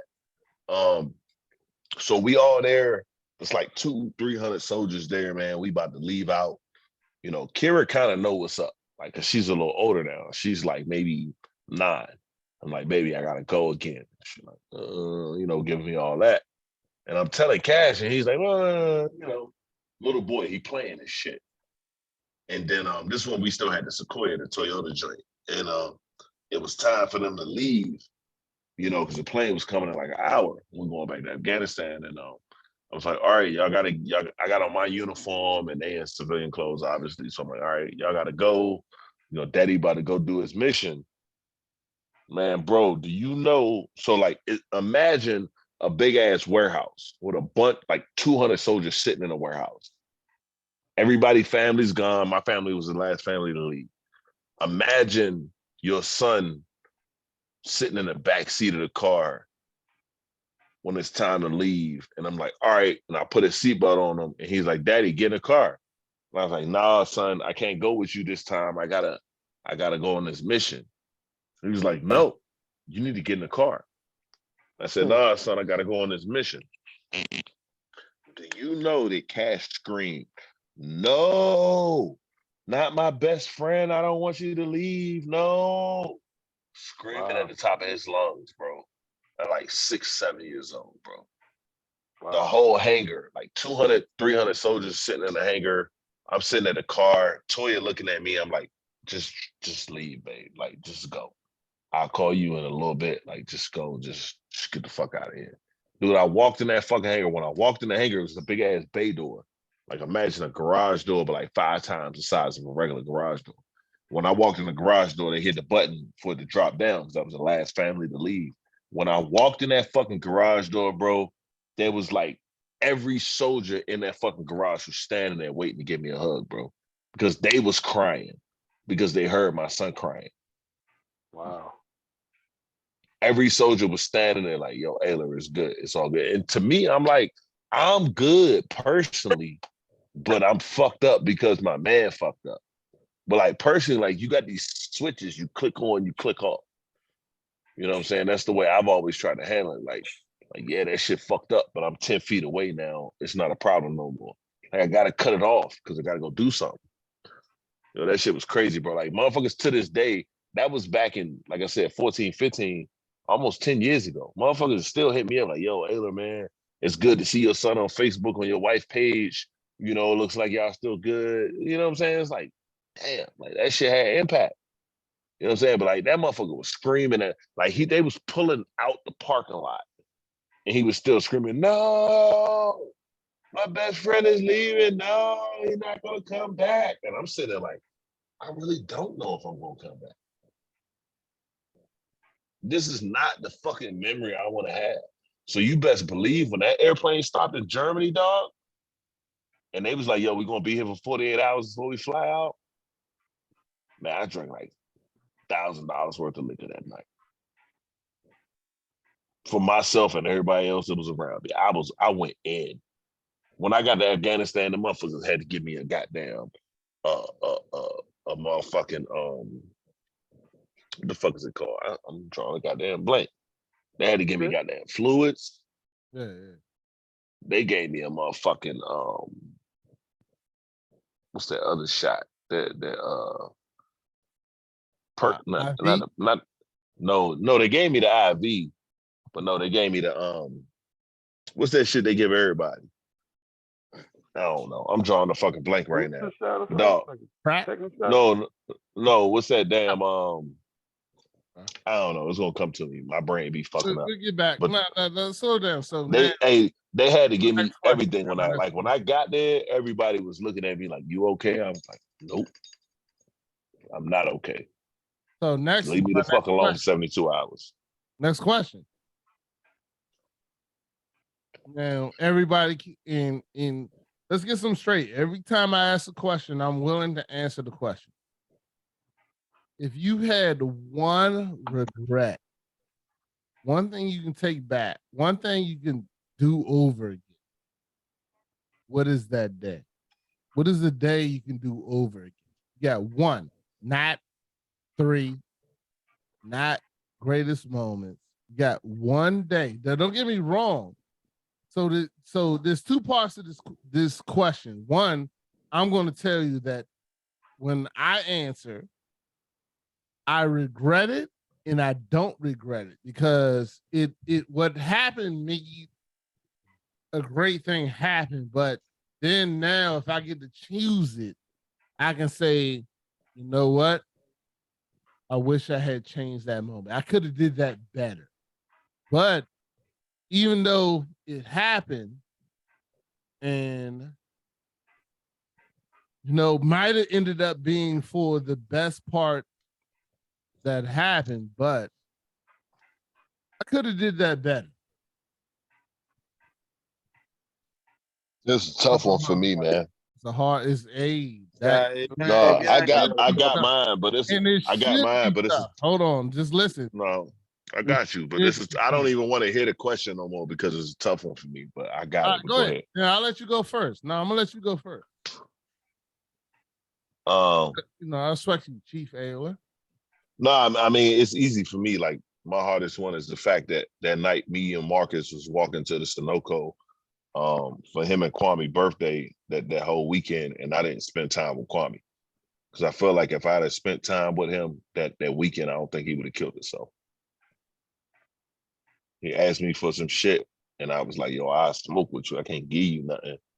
I don't know if Marcus remembered the way I remember it, but I was like, "Yo, listen, I smoke with you. We smoked some with him. I gave him like a nickel bag or whatever, but like he was yearning for attention, and I didn't pick up on all the clues. I was too young to pick up on the clues, and if I had picked up on the clues, I wouldn't have let him go home. I wouldn't have let him do nothing. He would have stayed with me, and he would still be here today. So that's my biggest one. Well, you don't know he would still be here today. I don't know that. I don't know that, but he wouldn't have killed us up that weekend. That's what I do know. I know Kwame. He wouldn't have killed himself that weekend, bro. That weekend was a fucked up weekend for him. We ran into them, and I remember leaving from up there because I always hung with them on that side of the block. But like that weekend specifically, I was like, yo, I'm hanging with my brother. It's my brother's birthday. I'm hanging with my brother, not fucking with the other side of the block. You know what I'm saying? So like when we was walking up there, we was doing our own thing. We was gonna get our own blunts to do our own thing. And they was already out there. It was like, yeah, it's my birthday. I was like, yeah, I know, but it's my brother's birthday too. So like we're kicking with y'all, but we going to do some throwback shit. We're gonna go play video games and eat some fucking chips and salsa, and we gonna kick it. So, whatever. And then we moved out. But like if I knew that shit was as deep as it was for him, I would have made at least, because he was up there with Aaron and Cliff and Donnie, and I would have made him come with us if I knew that was what was going on in his life. You know what I'm saying? Obviously, Kwame wasn't getting something that he felt like he needed. And, so I always kick myself because I feel like I could have gave him what he needed, at least for that weekend. But you're right, Rodney, like there's no way to know. Yeah, that is what somebody gonna do. Nah, that's strong though. That's the You don't deserve that pressure. Hey, just listen But here. I've always felt that, Mark, and you We remember that all, night, That's don't you, real. Mark? all That's in real. part of Remember it. that night? get No, it. Marcus, Because don't, I I remember everybody you named. no, but I'm saying, that like, wasn't a I part of that group. remember, I purposefully remember almost like I played, and I mean, not even gonna say almost, like I played it to the left. Like I was like, nah, bro, like y'all trying to do shit I'm not trying to do tonight. I'm kicking it with my brother, like I'm kicking it with my fam, like it's my brother's birthday. I'm not fucking with y'all. Like I didn't say it like that, but that's kind of what I said. So like I always remember that. Like I've always remembered that. Hey, look, And I'm not gonna kill myself because of this shit, but I've always remembered that. And then from that's why I didn't go to the funeral, because I was like, damn, I had an opportunity to fix that shit. Like be like, no, just come with us. But I didn't because they was doing too much. They was doing what they was doing. We was doing what I was doing. I want to do what I was doing. You know, and I'm not mad at myself for the decision I made. I know I don't own any of it. I get that now as a man, but like for years, it was like, damn, I had an opportunity to fucking stop that shit, and I didn't. hey man, homeboy, Kwame called me. I can't remember if it was the day before he did it, or 2 days before. But anyway, he called me, man. He just told me out the blue, like, yo, man, I just want to call you, and was like, yo, man, you know what? I love you, dog. I always loved you, and I was just like, man, I love you too. Like, if I would have known what was going on with him at the time, I always felt bad too. Like, I could have talked to him or something, like help him, whatever. But at the time, man, I just, like I said, young, didn't really know what was going on. And then after the news he killed himself, I was just shocked. Like, what the fuck? Like, damn, like, this nigga just called me and told me he loved me. Like, what was we good? Like, what's good? So Yeah, man, I that was always my feel first. bad about that. Yeah, I always That feel was bad my about first that. introduction to traumatic stress, man.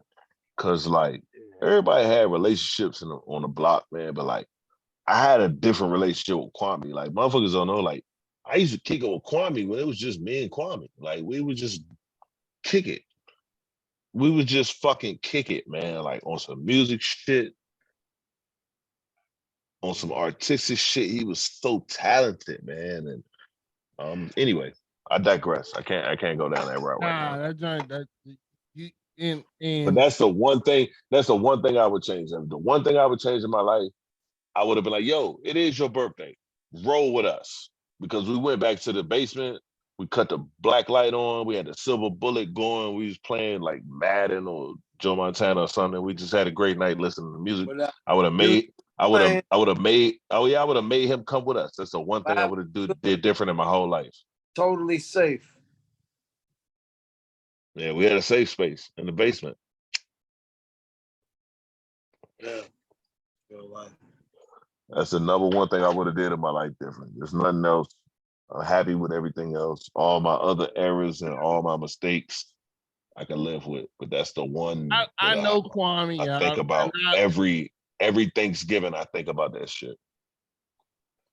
Well, here's what I want to say to y'all. I know Kwame, and I remember these days that y'all talking about, and I was the least factor. Like y'all had a way bigger relationship with him than I did. It's because your ass went to Friendly. Name of the school was whack as That fuck. what we doing? That what we doing? That I'm not gonna let you. I'm not gonna allow you to disrespect my. Yeah, I was. Friendly was whack I remember as fuck. Kwame. Only thing that made Friendly cool was Ebenezer. I'm not gonna say it wasn't a bigger relationship. It was a prior relationship. Oh, so you like in essence, respectfully, like there was Kwame, then there was you. No in particular order, but you know what I'm saying? Like we go back to elementary school with Kwame. No, I get that. So and like so it was never a better. It was just prior, it had momentum per se. And like our relationship was picking up momentum as that relationship came to a complete halt, and we were teenagers. So the shit was, for lack of better expression, it was just devastating. And that's the thing, like Marcus said it right there, as teenagers, bro. Like as teenagers, like the things that we experience as teenagers is not the things that teenagers should experience, you know. Absolutely.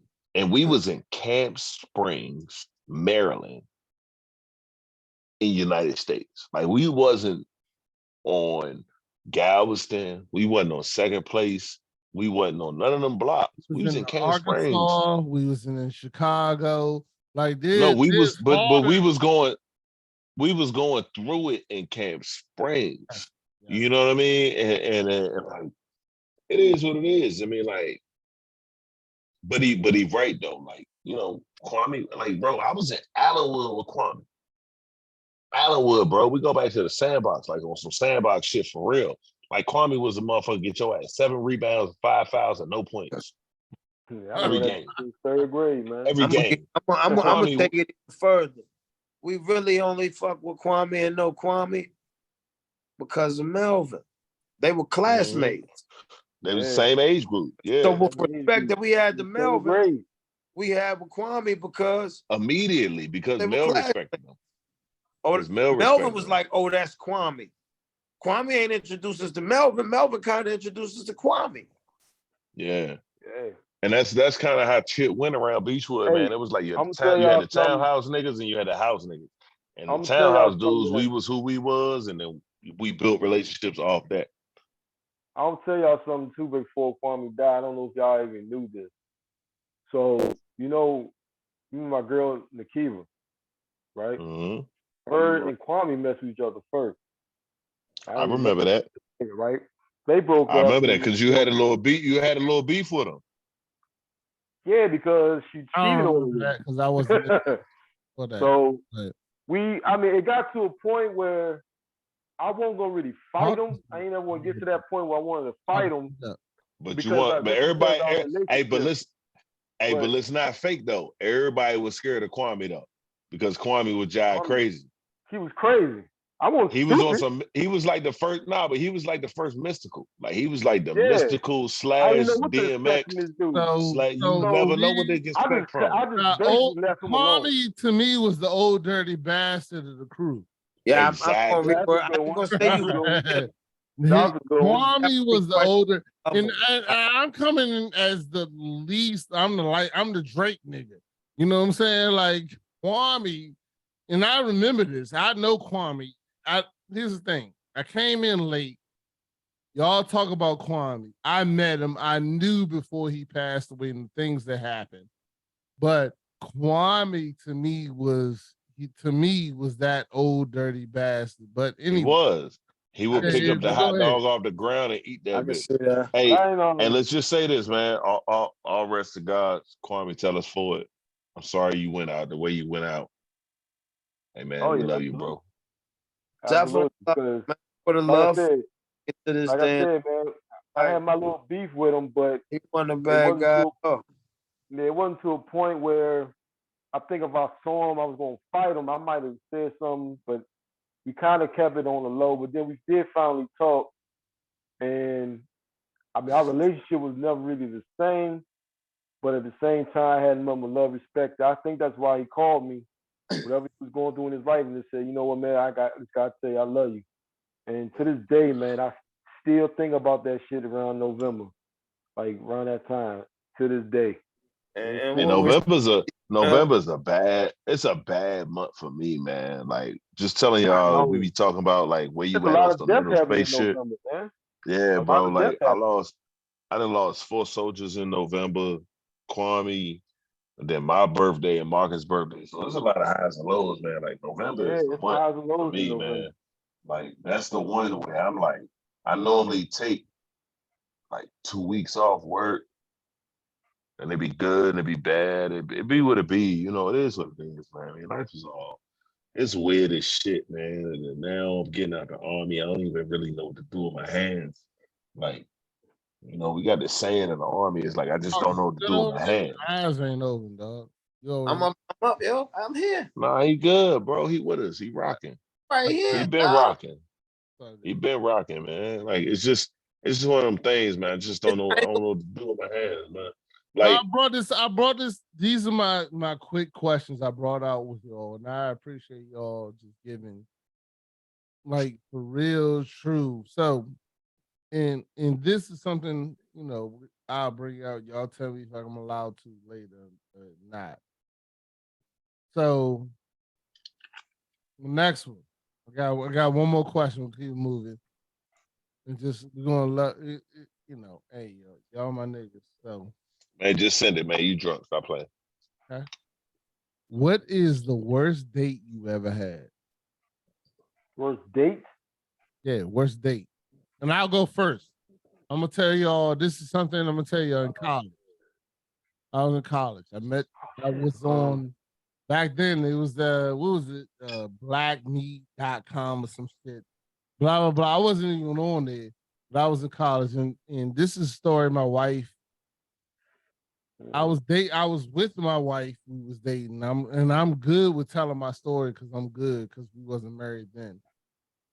But I dated this Spanish chick. I didn't date her. I went on one date with a Spanish chick, and I let Bad her idea. know Spanish my shit's life crazy. was over with, right? I was like, yeah, I'm good. I'm gonna stick with my wife after this point. Damn, Marcus, you good? Nigga, you sleep. You dead. Marcus gone. Look dead. Look, looks Marcus in a dead. different world right now. But hold on. So this was at Bowie State. I met this youngin', and I don't even like light-skinned females. Let's get that straight. I don't even like light-skinned females. But somebody hooked me up. I'm not gonna mention their name. Blah blah blah. And it was like, yeah, go out with my girl. She's at Bowie. Y'all at Bowie. Let's see what's gonna happen. And I went on this date, and I paid for it. We went to see. I tell you, we went to see Titanic, son.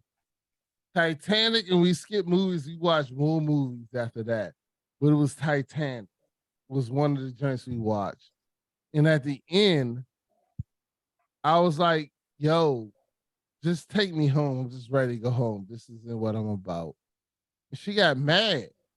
She was like, you not trying to be with me?" I was like, "No, not at all. Like, there's nothing here you want from me." So we got to Bowie, and she wanted, and Marcus, you can have this. There's more people that had went to. We got to Bowie, and she was like, "Well, get out the car," but she didn't slow down. She wanted me to jump out the car as it's rolling in front of my joint, right? Type of move. She wanted me to jump out the car, and I was like, "Yeah, this ain't gonna work." And then, sure enough, she was like, "Well, I'm not slowing down. You need to get out." I was like, "That's not happening." So she drove and she pulled off, right? We get to the gas station about a quarter mile away, right? And then she goes,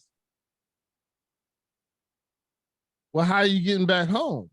And I was like, "Yo, you gonna take me back home?" And this is after I paid for everything, movies, food, all the shit, right?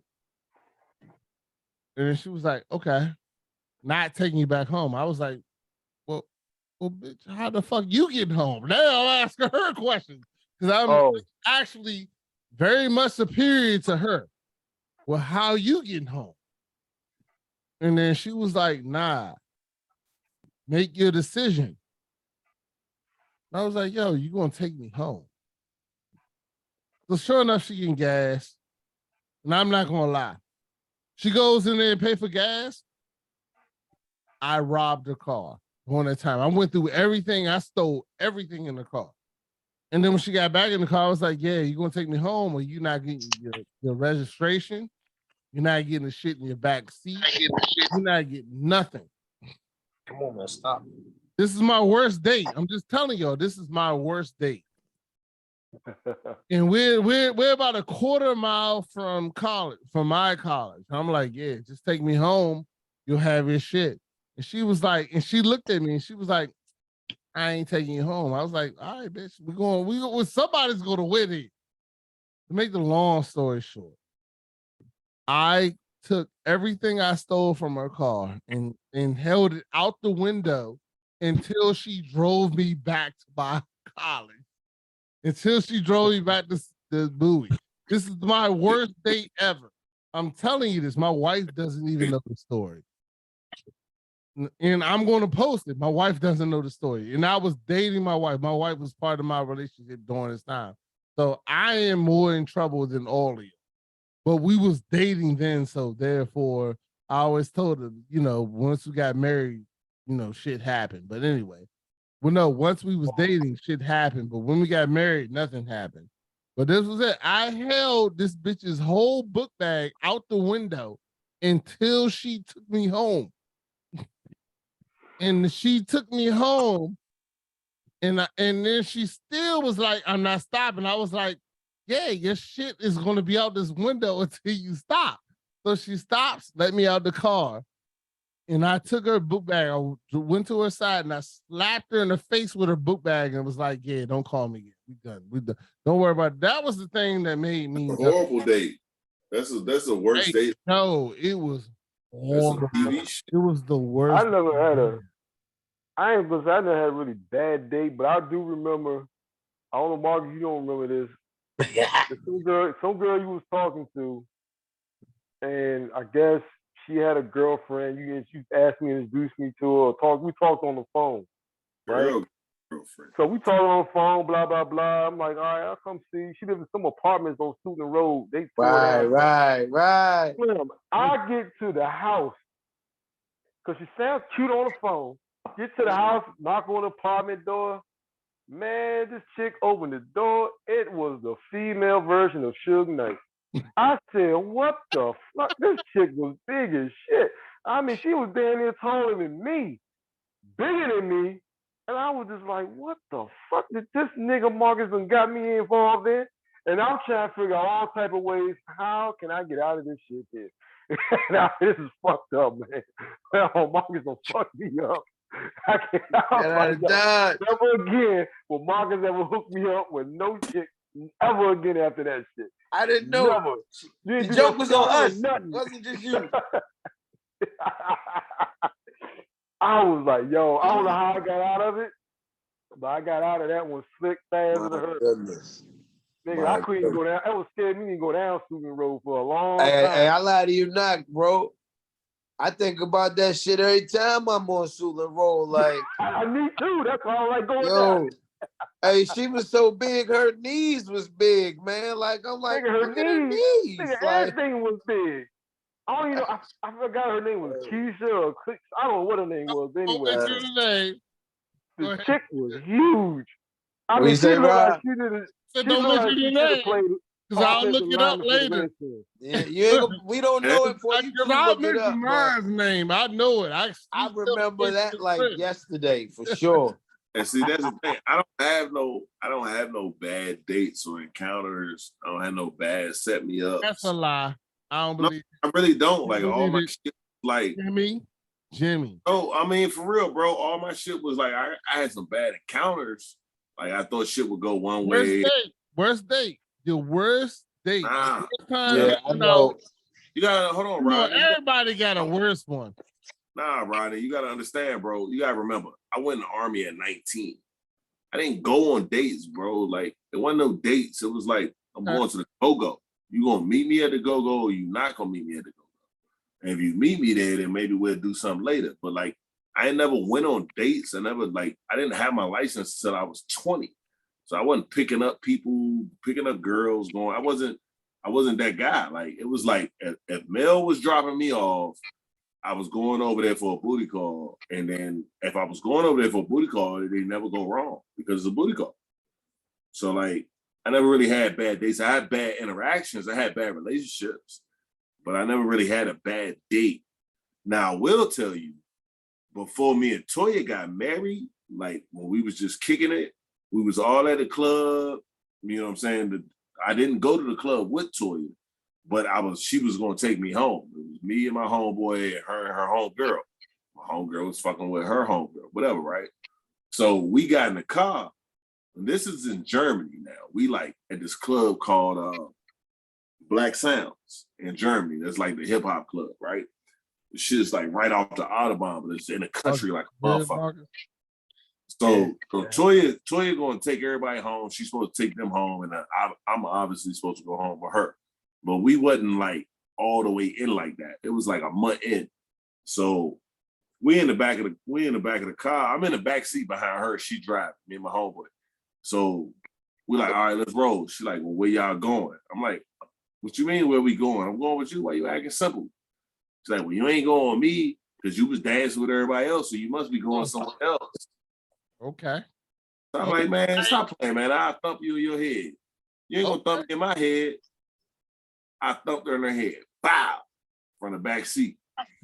Get out of my car. Get out of my car. I said, man, fuck this car. Get out of this car. I got out the junk. She pulled off. Damn. I'm out this motherfucker 40 miles away from home. No, do you know I walked like down the Autobahn? Like people talk about the Autobahn, like they say, oh, the Autobahn ain't no joke. They be driving 100 miles an hour. No, they be driving over 100 miles an hour. I had to walk through a fucking field, a briar patch, like some Devin the Dude pitch. Devin the Dude shit. Like, please don't put me in the briar patch.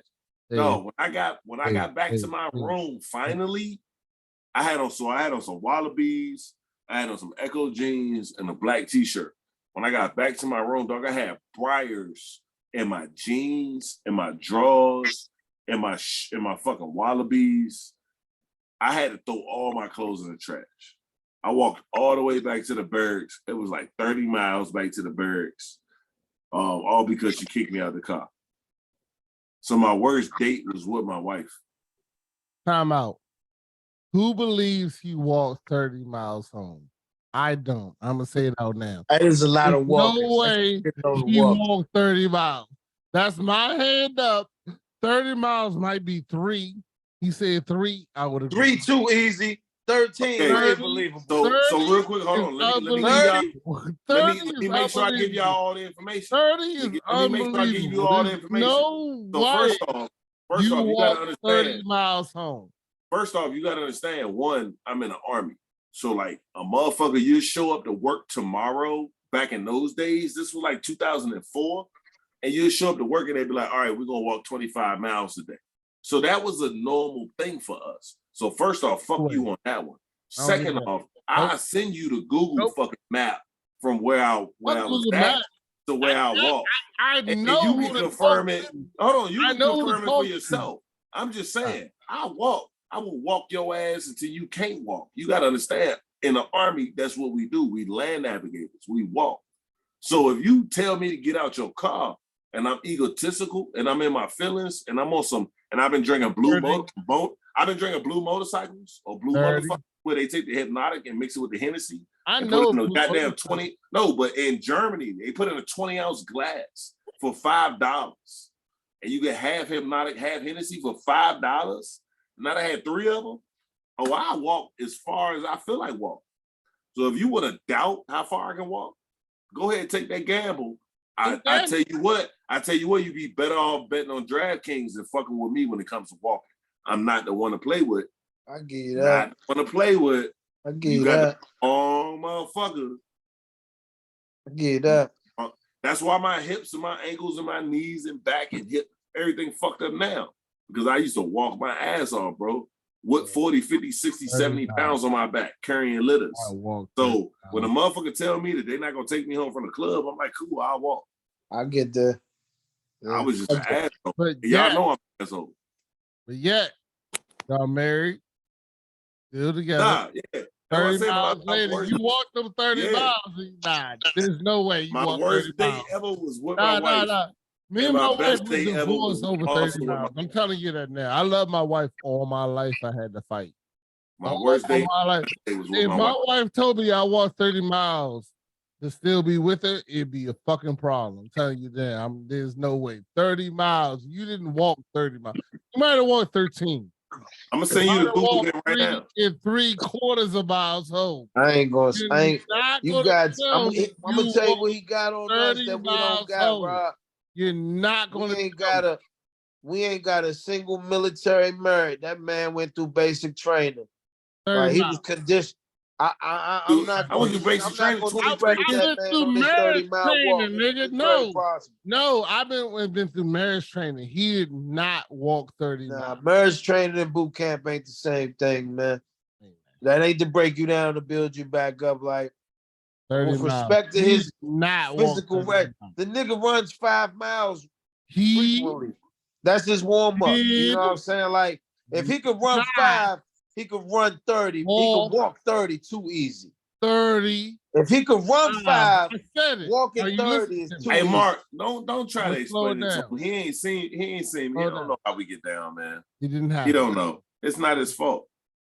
It's not his fault. I got one person that's going to justify the story, Oh, and that is your beautiful wife, who Ask- you're married to now. Ask her. No way that this Ask her. story is true. I'm Ask saying, her. Ask her. She I saw the am clothes in the saying trash that. can. She Are you left my listening? ass, bro. Cat. And look, the bad Cat. part was back in those Cat. days. Look, Cat. back in those You did days, not all I walk had. 30 miles. Cat. I- That's what I'm doing. I'm doing it right now. There. I'm calling. There's no, I'm not sitting here playing. I am here as the host of This is Dad Mentality Radio. Rodney, you gotta understand. I'm willing to say, I have no yeah, reason to lie to he you. did not walk 30 I miles. can Rodney, see Jimmy walking okay, 30 maybe it miles. wasn't Hey, 30 yo. miles, maybe it was 30 kilometers. But I'm telling you, But Okay. maybe it was 30 kilometers. Slow but it down. Let's slow it down. There we go. Okay. Cat, you know no the way. difference 30 between a mile miles. and a kilometer, 30 Rodney? miles. Jimmy, I can see Jimmy 30 doing that. Jimmy miles. did it. Hey, Jimmy- Hey, listen, bro, you don't know. I'm so walking. let's break it down though. 30 no, 30 miles. If you average 30 it out to miles. When I walking, get home, what would you say I'm that's about? shooting shit. 6 hours worth of walking? No. Uh, I love my wife all my life. I love my wife all my life. I walk 30 miles. I got a gun in my hand when I walk through this door. It's Bro, fucking you know what I'm telling you, Rodney. I'm trying to tell you the story. You don't have to believe the story, but what I'm telling you is the club closed at 2. When I walked on the base that morning and showed my ID card to get in, 6 it was a.m. 8. No, it was 8:00 in the morning. Yeah. 8:00, bro. I had stopped, like, bro, like when I got to the gate, I was dying. Like I didn't know if it was sweat or if it was moisture. Dude, I was walking through cow pastures. Not only that, when I first left the club and I got on the Autobahn and started walking, so imagine walking on 95. When I say walking on the Autobahn, it's like saying walking is different. I start going, hey Mark, I start going the wrong way. I was walking the wrong way for like 4 or 5 miles, and I'm like, hold up, I don't know none of these exits. So I had to turn around and walk back the other way. Bro, when Toya came to my room the next day, she like, I was calling you all night. I said, well, my phone was dead. She like, well, what happened? I said, I walked home. She said, you ain't walk home from Black Sounds. That's too far. I said, I fucking walked home. I didn't have no money. And you know why I didn't have no money? Because back in those days, I had an ATM card. I didn't have a debit card. My card didn't say Visa on it. So I couldn't pay for a cab. I couldn't do shit, bro. I had no money. All my money was in the bank. When I joined the Army, I didn't have a Visa card. That shouldn't have a logo on it. It was a debit card. You had to go to the bank when it was open and get money out. If you didn't have money on that card when you took it out, you didn't have money. You couldn't swipe the card at the store. I had that card. Bro, I was so fucked.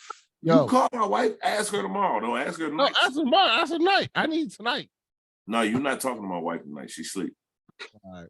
We won't do business like that. Nah. I will agree. She an early bird. I will agree to disagree.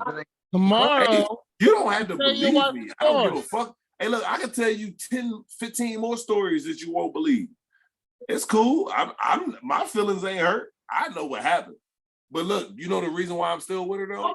The reason why I'm still with her is because this is the so what to the whole story that morning when she came to the crib. Because I didn't have to walk home. I could have figured out a way to get home. Yes. But I was so stubborn in my own right that I was like, fuck that. Ain't nobody gonna put me out and I'm not gonna find my own way. So that's what I did. So that was my fault. It wasn't her fault. You know what I'm saying? I respect that. All I had to do was not do what I did. And she would have, because she told me, don't do that again. I fucking thumped the shit out of her again. She was like, get the fuck out of my car. You know what I'm saying? This was before Kira, everything. She was like, get the fuck out of my car. I ain't fucking with you.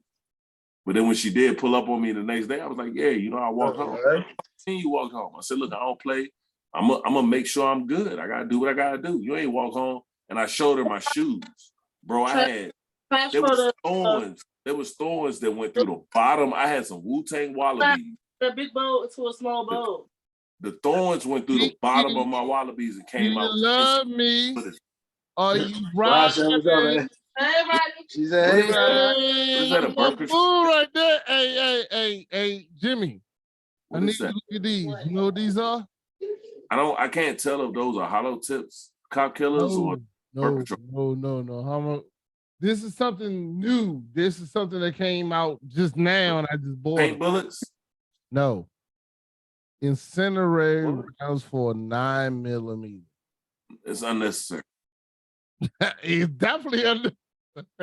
But It's unnecessary like a motherfucker. are you looking at them? No, I see them. I got steel tips. Guess who has them? You got them. Yes.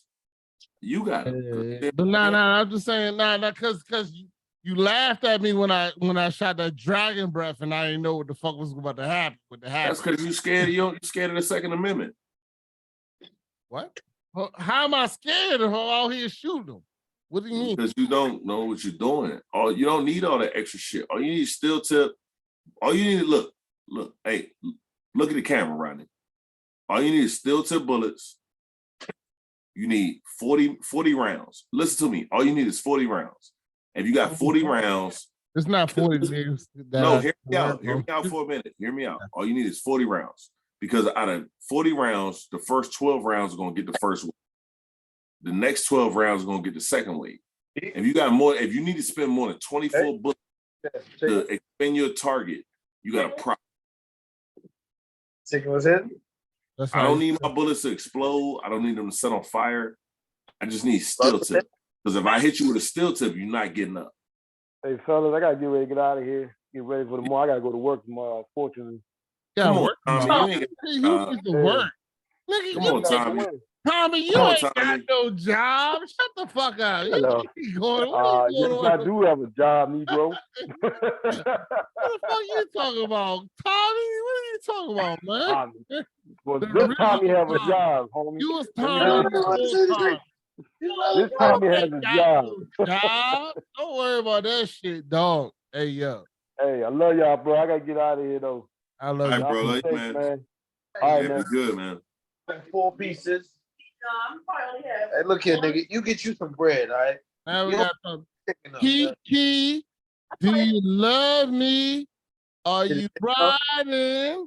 That's my girl right there. That's my baby. You know what I'm saying? That's light-skinned motherfuckers got stick together.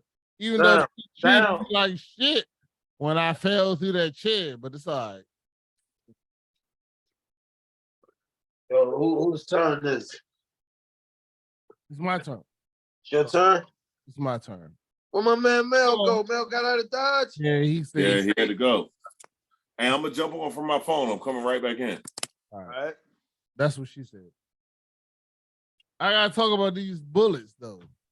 What bullets? I got some 9mm incinerator rounds that I want to talk to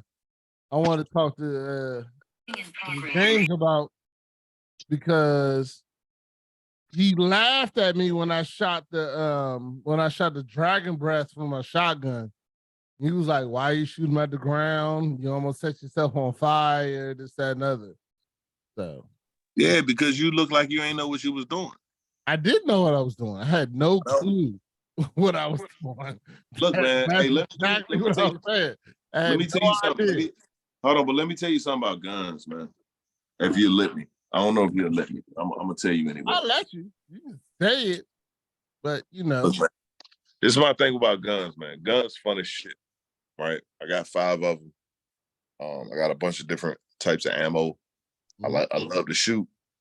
That shit ain't nothing to play with, man. Like, you know, like you do what you got to do with them. You make sure you know how to use what you got to use. You make sure everybody who has access to it knows how to fuck with it, and that's it. That's it. It's just like a car, you know. Like I try not to glamorize it. Like I don't glamorize a fucking car. I don't glamorize anything. But like my son can go out here and he can drive my car. He can crash that bitch to a brick wall and kill himself.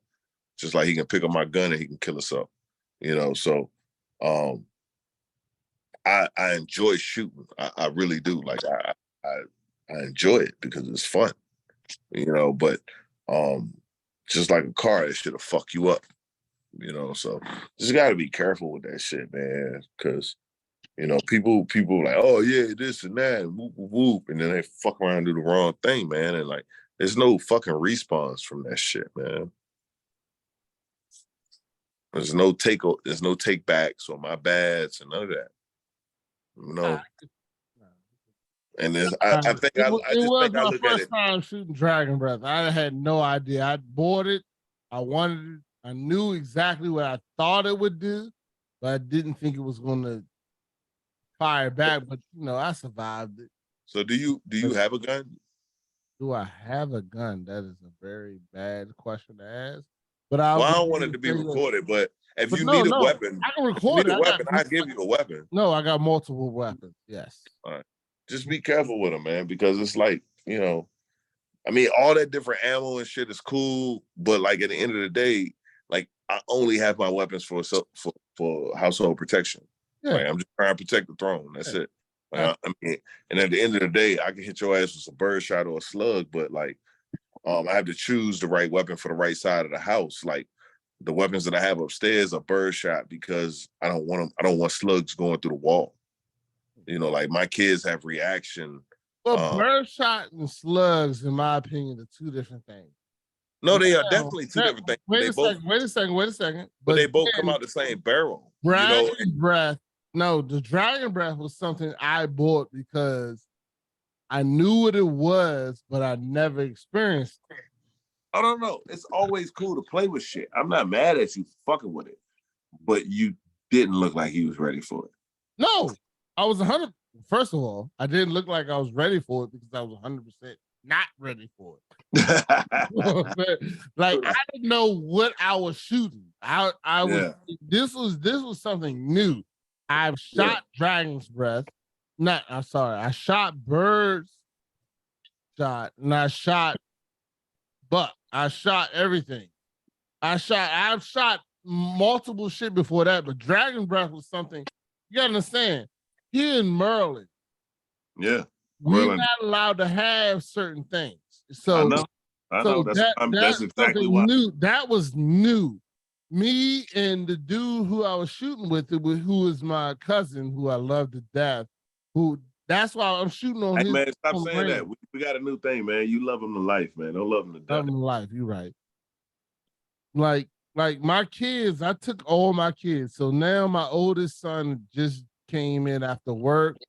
I'm gonna go ahead and say what's up, RJ. Say what's up to Uncle Chief Ayler and Uncle Coach Jones. Coach Jones. He right here. Come on, get in here. What up, RJ? How like you doing, young man? Acting up. My man. Coolin', man. Say what's up. I said what's up. Now, I took him shooting on his 18th birthday. And he probably shot better than you did. No, that's not true. But on his 18th birthday, I took him, we shot 9mm, we shot PR, and I took him to get a tattoo on his 18th birthday, and he refused it. And this was something that we would never did. Like, I was like, yo, pick a tattoo, and I'll pay for it. He didn't get one? RJ, on your 18th birthday, I took you to the tattoo parlor and I was like, pick a tattoo and I'll pay for it. And what did you say? I'm good. Said no. And I was like, okay, we're not going, but I got a tattoo on his 18th birthday. I'm 42, man. I ain't got no tattoos.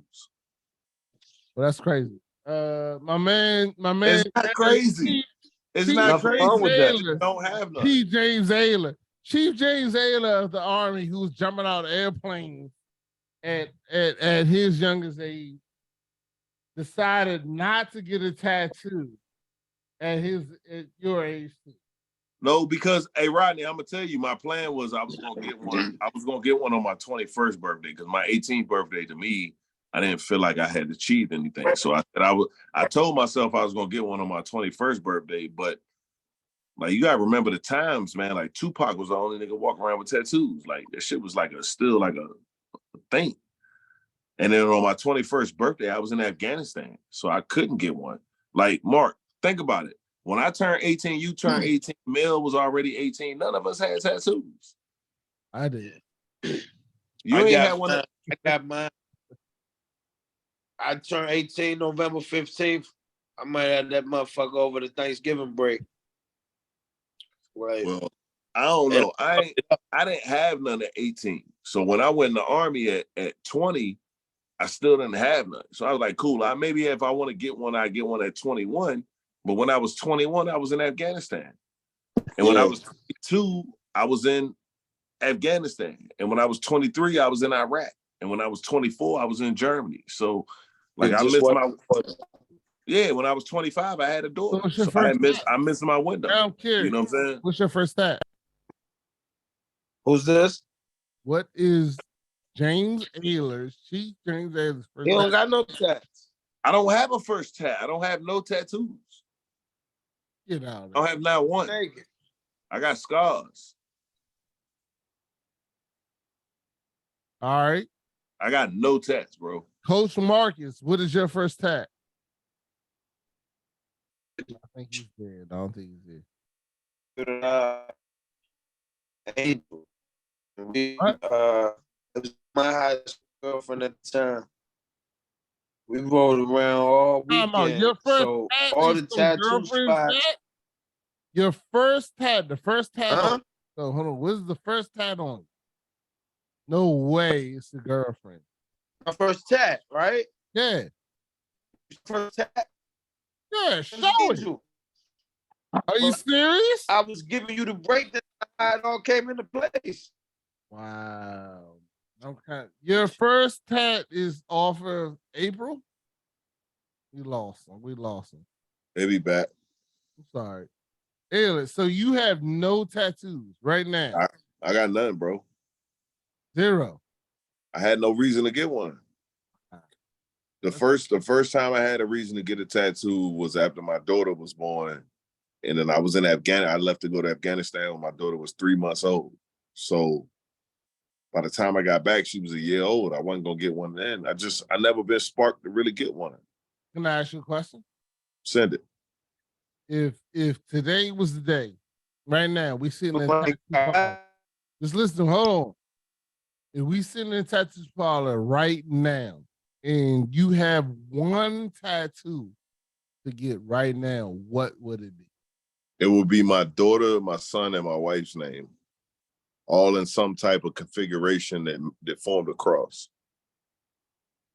or that formed some type of sign of unity. Maybe the Ankh, maybe something like that. But because those are the only things that's important to me. Kira Cash and Shatoya. I don't care if you built a fucking Monopoly house with it. That's the most important thing to me. That's what will have to be on my tattoo. But I also feel like they know how important they are to me, to the point where I don't need to pierce my skin for it. So I don't think I would do it. Whoa, you don't think you would do it? For real? No, I'm not getting a tattoo. Like, I'm cool with everybody getting. Like, my daughter wants to get one now. She turns 18 this weekend, and I told her like she think I feel like she shouldn't get one, but I'm like, nah, you can get one if you want. Just don't. My only thing to her is just like, don't get a tattoo now at 18 years old that you are going to regret when you're 28. Like, make sure you put it somewhere where you're comfortable with it being until you figure out who you really are.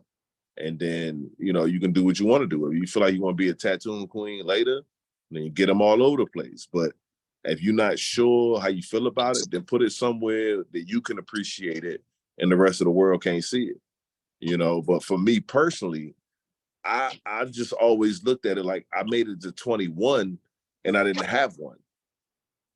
And the only motherfucker that was really in pop culture, social culture, that had tats like that when I was 21 was Pac. And Pac was dead by the time I was 21. So I was like, fuck it. I don't have anything I need to put on my body that I don't already know. So I'm just not gonna do it. And I just never did it. I never fell into the culture. Your oldest is your daughter, right? Yeah, she turned 18 on the night. Let me ask you a question. And I'm just asking this because right now my second is my daughter. and I'll be honest with you. Out of both of my kids, I have 2 male kids. I have my oldest and my youngest males. So my daughter is 100% me.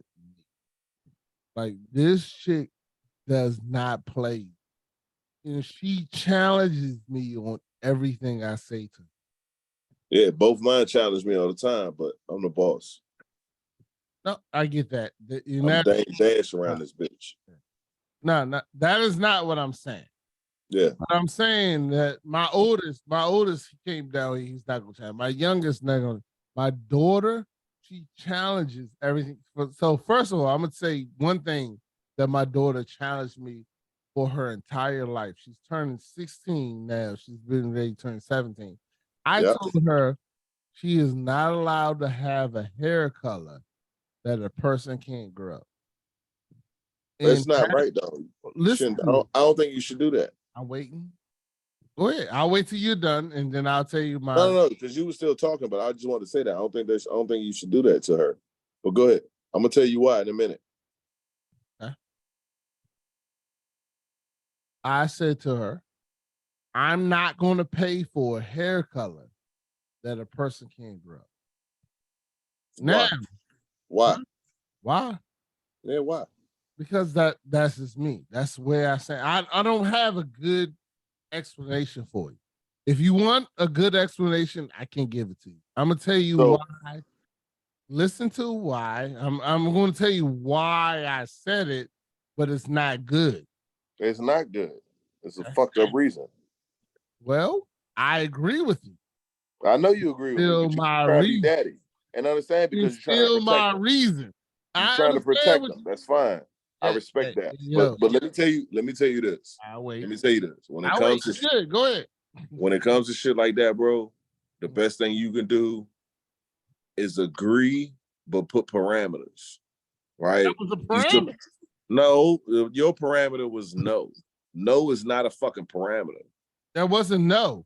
That's not a binary code. No, you said no. You said no, she couldn't do it. I said I will pay for any hair color a person can grow. Yeah, bro, but that's not blonde, you still putting her in a box. Blonde is red, is no, dog. Shut up and listen. I got what you saying, but you putting her in a box. So what you telling her is when you say that, this is ultimately what you telling her. You telling her to go find another man that'll do it for you. Right? You don't know. I know that's not what you're saying on purpose, but what I'm telling you is you telling her to go find another man to do it for you because you the man in her life. So if she want a color that's stupid, bro, be the man that's gonna do it for her. Because if you're not gonna be the man that's gonna do it for her, she's gonna come home with that color any motherfucking way. But it's gonna be another nigga that paid for it. And then now you got no control. So you had to respect the little bit of control that you do have. And you got to be able to do the things that's within limitations. So she ain't talking about putting the tramp stamp on her back. Help her out.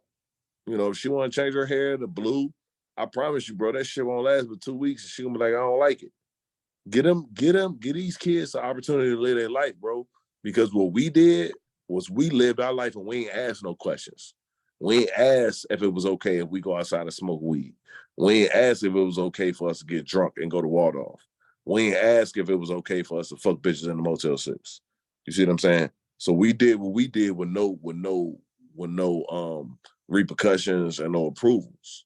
So when kids ask for approval, you got to be real cautious about the response you give them. So if they ask for approval for some dumb shit, then you just got to find ways to limitate it, right? And then you let them do it. And then, you know what I'm saying, you find the limitations that you provide them. All right, cool, we're going to do this shit for 3 weeks. If I don't like it, then it's gone. You know what I'm saying? Whatever you want to come up with. Different than what I said. I gave it a limitation. A person has to grow it.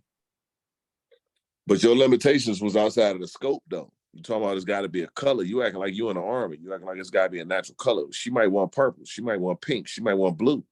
What's the difference between blue and brown? All right, find somebody who grows blue and brown. No, I got what you're saying. I got what you're saying, and I'm telling you right now, if my daughter came down here right now and was like, yo, I want to change my hair color pink, I'm like, that's fucking stupid. But if Yeah, that's what you want, your but if that's daughter what you want to do, fragile. if that's what you want to do, just know that I'm not paying for it. Do your thing. There you go. That's the same thing I said. I'm not mad at you. The same I'm thing not I mad said. at it. Like, yo, if there's a color you want to, like, find somebody who else is going to. I'm not paying for a color you can't grow. And that gives you a lot of colors. There's blonde, there's red, there's purple, even purple. If Man, someone nigga, can ain't nobody grow growing it, no purple, nigga. nah, they can. Nah, it's what is it called? Beige or whatever. Nigga, you The stretching purple like one, a nah, motherfucker. Ain't what is nobody growing. red? That's The the alcohol red talking. is grow. That's the It You alcohol grows. think it can talking. grow Ain't from the nobody root? growing purple. It can be I feel grown. you. I It's feel close you. to purple. I But here's feel the you. thing. I don't feel like what I'm asking is I'm paying for it. All I want you to do is give me a color somebody can grow. And Hey, but look though. Hey, but check this out though. This is my real question. Because at the end of the day, what's she changing her hair color for? who, my daughter? Yeah. She forced every other color she can find.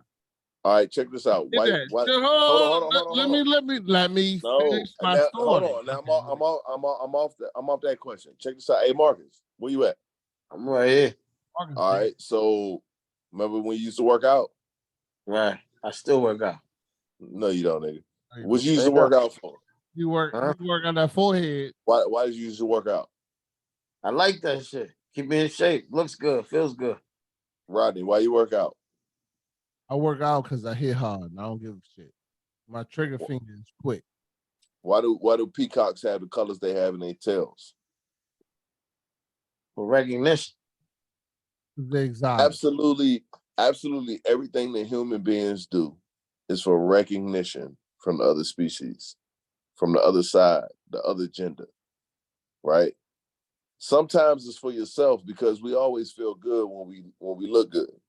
Rule number one is always look good. Ain't nobody trying to walk out the house, busted ass E-tonics and some Bugle Boy jeans and a button-up shirt that don't fit, right? Everything we do is about let me look good so I can feel good. If I look good, I feel good.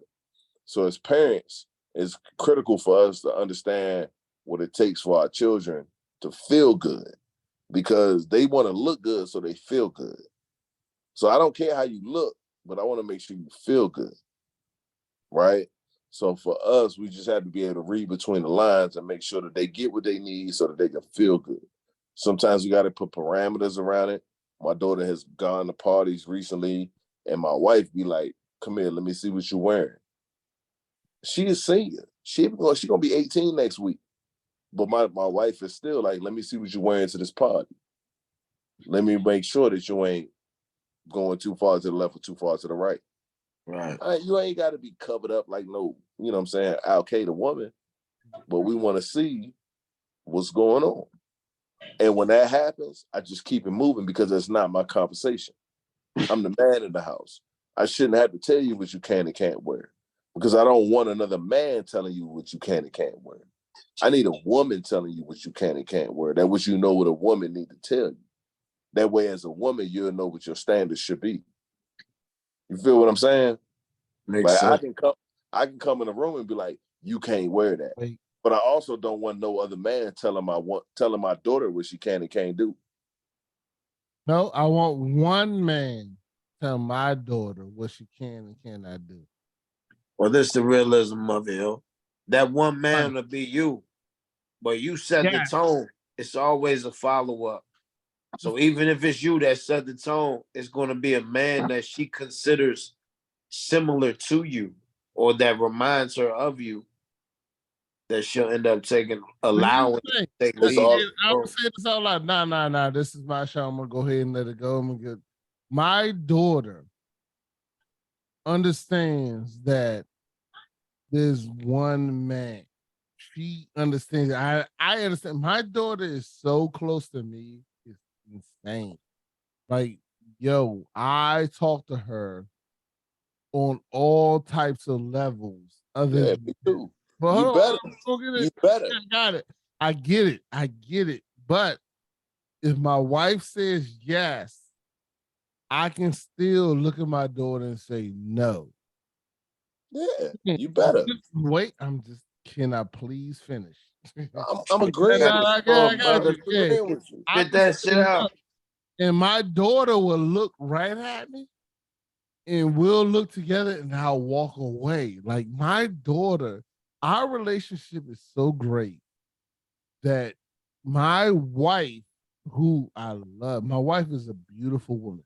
Let's get some straight. My wife is gorgeous. She's smart. We know that. and We know that. everything. Well, We know all that. no. Just let me finish what I got to say.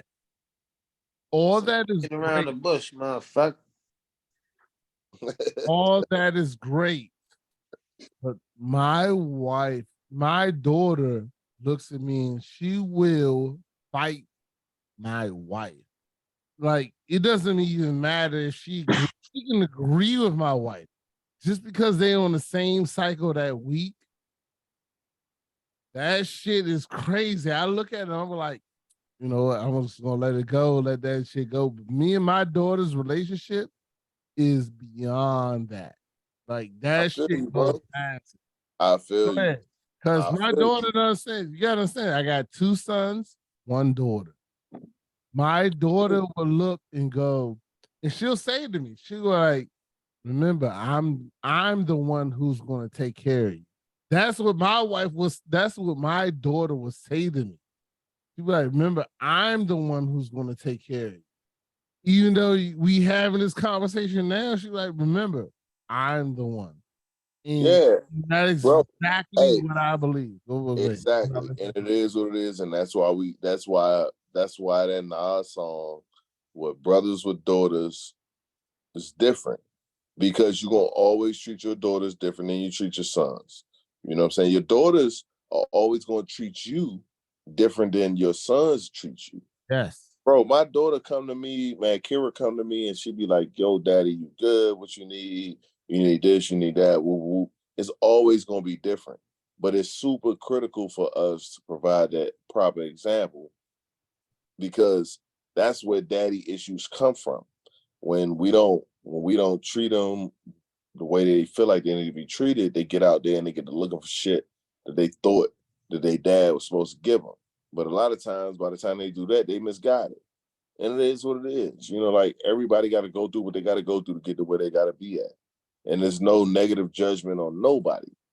But when you have an opportunity to have that relationship with that daughter, you know, you take advantage of it. But if the daughter don't want it, the daddy don't want it, it is what it is. You got to ride it out. You know, so, but what I'm saying is, I guess my soul with everything is like this. You know, as fathers, we're always going to walk a certain line.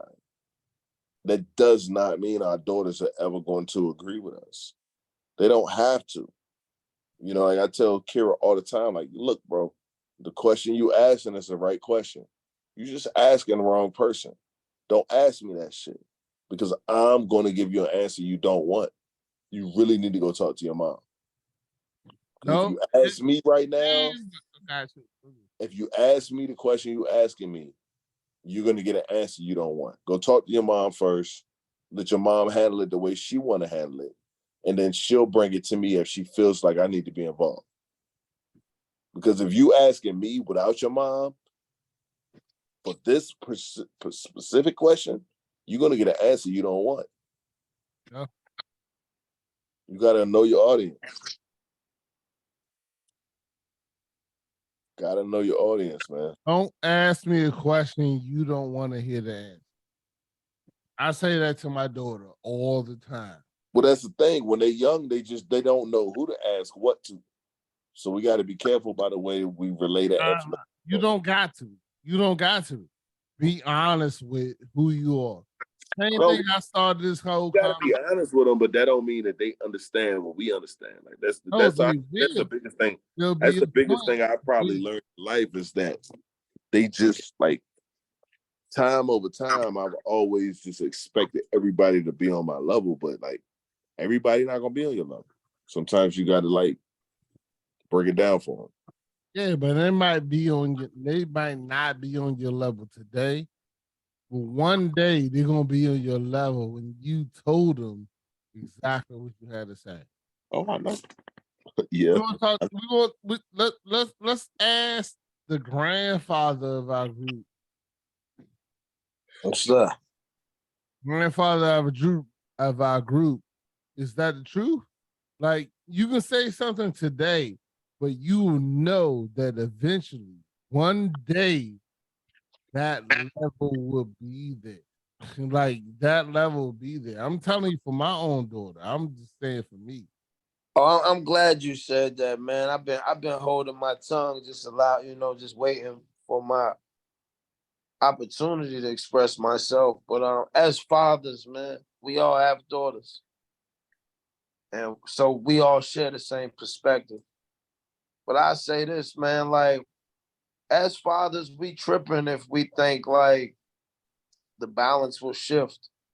And I say that to say because like the day will come where our daughters will meet a man and she will love that man and want to pursue parenthood or just adulthood with that man. And that is where the compromise and the balance shifts between relationship with father and daughter and then daughter and companion. That shit scary as fuck though, ain't it?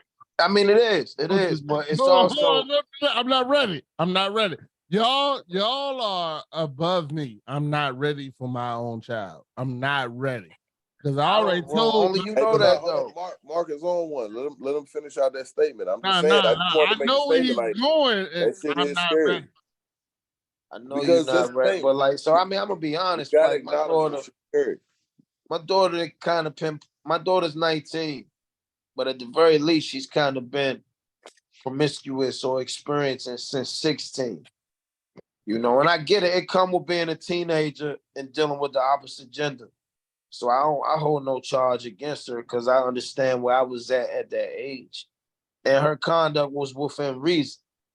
But this is in reflection, not only as a young man that is evolved into an older man, and not only as a father that's, like, I remember what it was like as a young man when I got my kid's mother pregnant.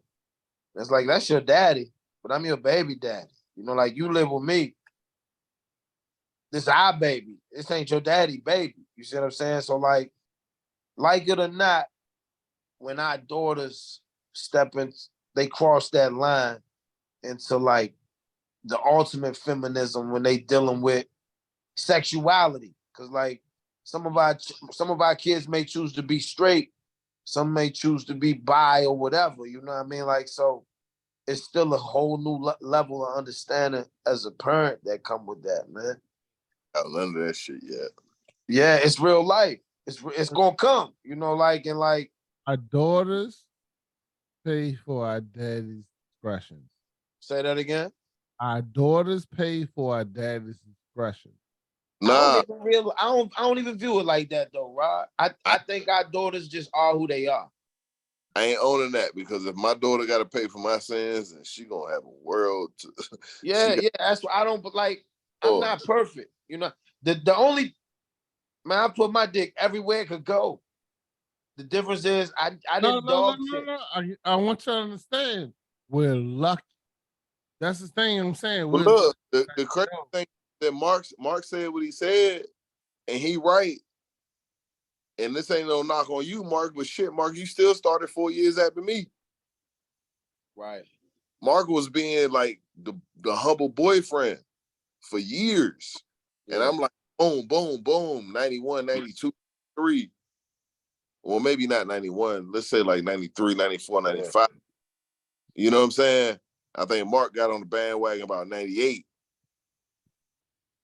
And it was like, I was already out there, but like, like, I was talking to my son. I want to say it was earlier today, man. I told him, I was like, yo, one of my biggest regrets ever was being as promiscuous as I was. It wasn't no pussy chick could that I was going to turn down.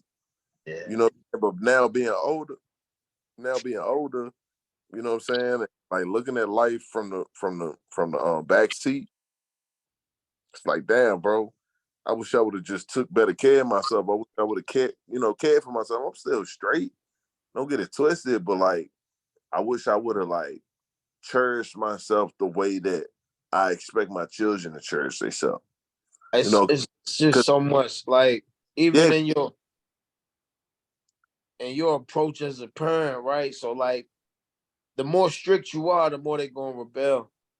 right. And that's why I don't try to be strict, but it's almost like Yeah. I'm them to do something that I didn't do.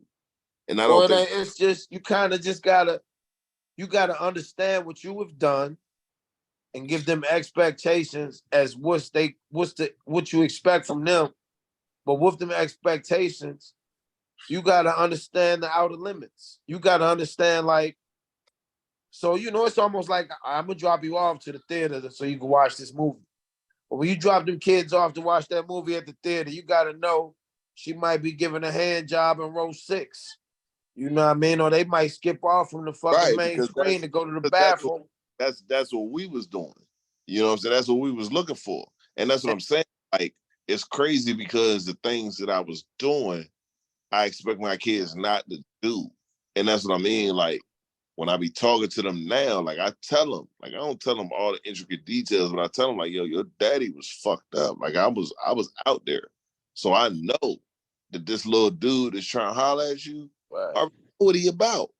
So like you need to understand that any little dude is trying to holler at you. Yeah, he might like you. Yeah, he might be interested in your degree plan. He might be interested in your individual personal life. But at the end of the day, he's trying to bust. That's what he's trying to do. Like you need to know that. And if you don't think that that's part of his game plan, then you're looking at everything ignorantly. Like you need to know that's what he's doing. Because like that's what I was doing. And I didn't even know that that's what I was doing. But that's what I was doing. I was trying to sleep with everybody doing it. Because it was like getting numbers. Right. You know, Right. and for some reason, It was ego. it was the It was culture. just so I could say, I fucked more bitches than you. Yeah, it was the culture. Yeah. It was the All culture. right, And now, hold it was on. at the Stop moment. recording. Like, I mean, the own shit. Oh, funny. Yeah, What you say, bro? I said, let me stop recording. I love y'all niggas. What? Yo, What? yeah, I'm laughing my ass off because I want to say so much more shit, but I know I'm still recording, and I love y'all. Trying not to get in trouble. I thought that's why he No. was recording in the first place. No, first of all, this is going to be played. I've been married for Y'all 18 to years. understand. I ain't did nothing wrong in 18 years. I got you. Good. I'm good with you. Don't worry. Don't worry. Look, man. Hey. Hey, look, on some other shit, I'm just really glad I'm able to talk to my brothers, man, because like on some no shit, like shit don't be sweet like that all the time, man. And like we need to make sure we tapping in. And Hey, at this y'all are two of the realest niggas I've ever wrote. I'm just saying, like at this point in my life, like I kind of wish we had this ability 15 years ago when I was really like winging it. Cause I was doing some shit I shouldn't have been doing way back in a minute ago. But it is what it is. I mean, we here now and I got the ability to recoup everything. So it's still worth it. But like I don't give a fuck if you crewing. I mean, like Rodney, I love everything you're doing, but I don't give a fuck if you got a cast or not. I mean, just the ability to be able to see the people that I love and speak with them. That's what's important to me. You know what I'm saying? So like, my shit been fucked up for a minute, bro, and I've been trying to figure it out, and it ain't really been nobody there to help figure it out. And for the last year or so, since I got back in the group chat, I felt like I got somebody to talk to. You know what I'm saying? So I appreciate that for sure. All right. Sounds good. I'm gonna tell you my personal opinion, which is me. The group chat, I say what I gotta say. His name. I love all y'all, like since day 1, 2, and even Even after kicking me out of the house. Huh? Even after kicking me out. You kicked me out what house? Your house. No. First of all, that was way beyond anything that has to do with me now. You know what I'm saying? Hey, yo, when you came and you joined me in my good, Marcus, you good? He's talking Yeah. to the group. Go ahead, go ahead. Dog was You blocked. joined me in my like, hey, yo, hey, James, I appreciate you. Things we did was for real. That episode was epic to me. Rodney, hold on, bro. Hold on, you gotta understand something, man. Like, I don't know if you know me like the way I know me, but there's absolutely nothing you can ask me for that I won't do, bro. Like nothing. You know what I'm saying? Like, there's nothing. Like, I love y'all. Fuck with y'all. You know, hold on, no, hear me out. Y'all, we the Beachwood crew. Y'all, I love y'all. But like, there's a reason that motherfuckers call me Chief, bro. Like, I got hundreds of motherfuckers that love me the way y'all love me. Like, you gotta understand, like, I do this for a living. Like, this is my fucking job, is to engender commitments and relationships. There's motherfuckers that love me to the point where, hey, if I called all of them, we could start our own January 6th shit. But that's not what I do.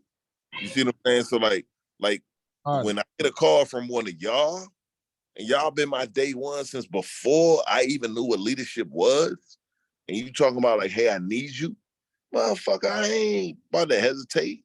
I got you. That's nothing. That's easy. Like, do you know what it's like to take to bruh, what I'm saying is, I stood in front of 75 fucking people and I'm telling them, bro, we about to go to Iraq and some of us ain't coming home. Not some of y'all, but some of us ain't coming home. I don't know who it's gonna be, but somebody looking at the numbers, somebody ain't coming home. Get your fucking affairs in order. Meet me at my house tonight. We're gonna drink, and then the next day we're gonna leave. That shit is different.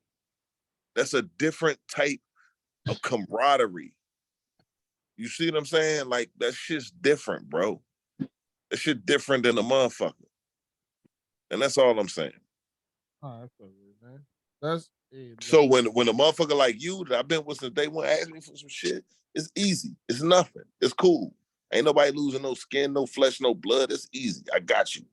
Anything you need, I got you. A fucking car broke, got you. Where you at? 301, boom, I'll be there. That's easy. Because you don't know what it's like to get a call Christmas night. What it was, Christmas night 2015. Motherfuckers, hey, Chief, we broke down fucking 50 miles outside of Kabul. Motherfucker called me on my cell phone. Shouldn't even be calling on my cell phone talking about where you broke down. I had to go to the goddamn Intel Center to tell them where they was broke down at, give them the grid coordinates, spin up the convoy, get everybody loaded up, lock the cop. We had to roll out there, and we got attacked while I'm trying to goddamn recover this shit. So this shit we talking about, this regular life, this is easy. This is cool. This is nothing. Yeah. Do you know what it's like when a motherfucker trying to kill you and they don't know you? Yeah. That shit is fucked up.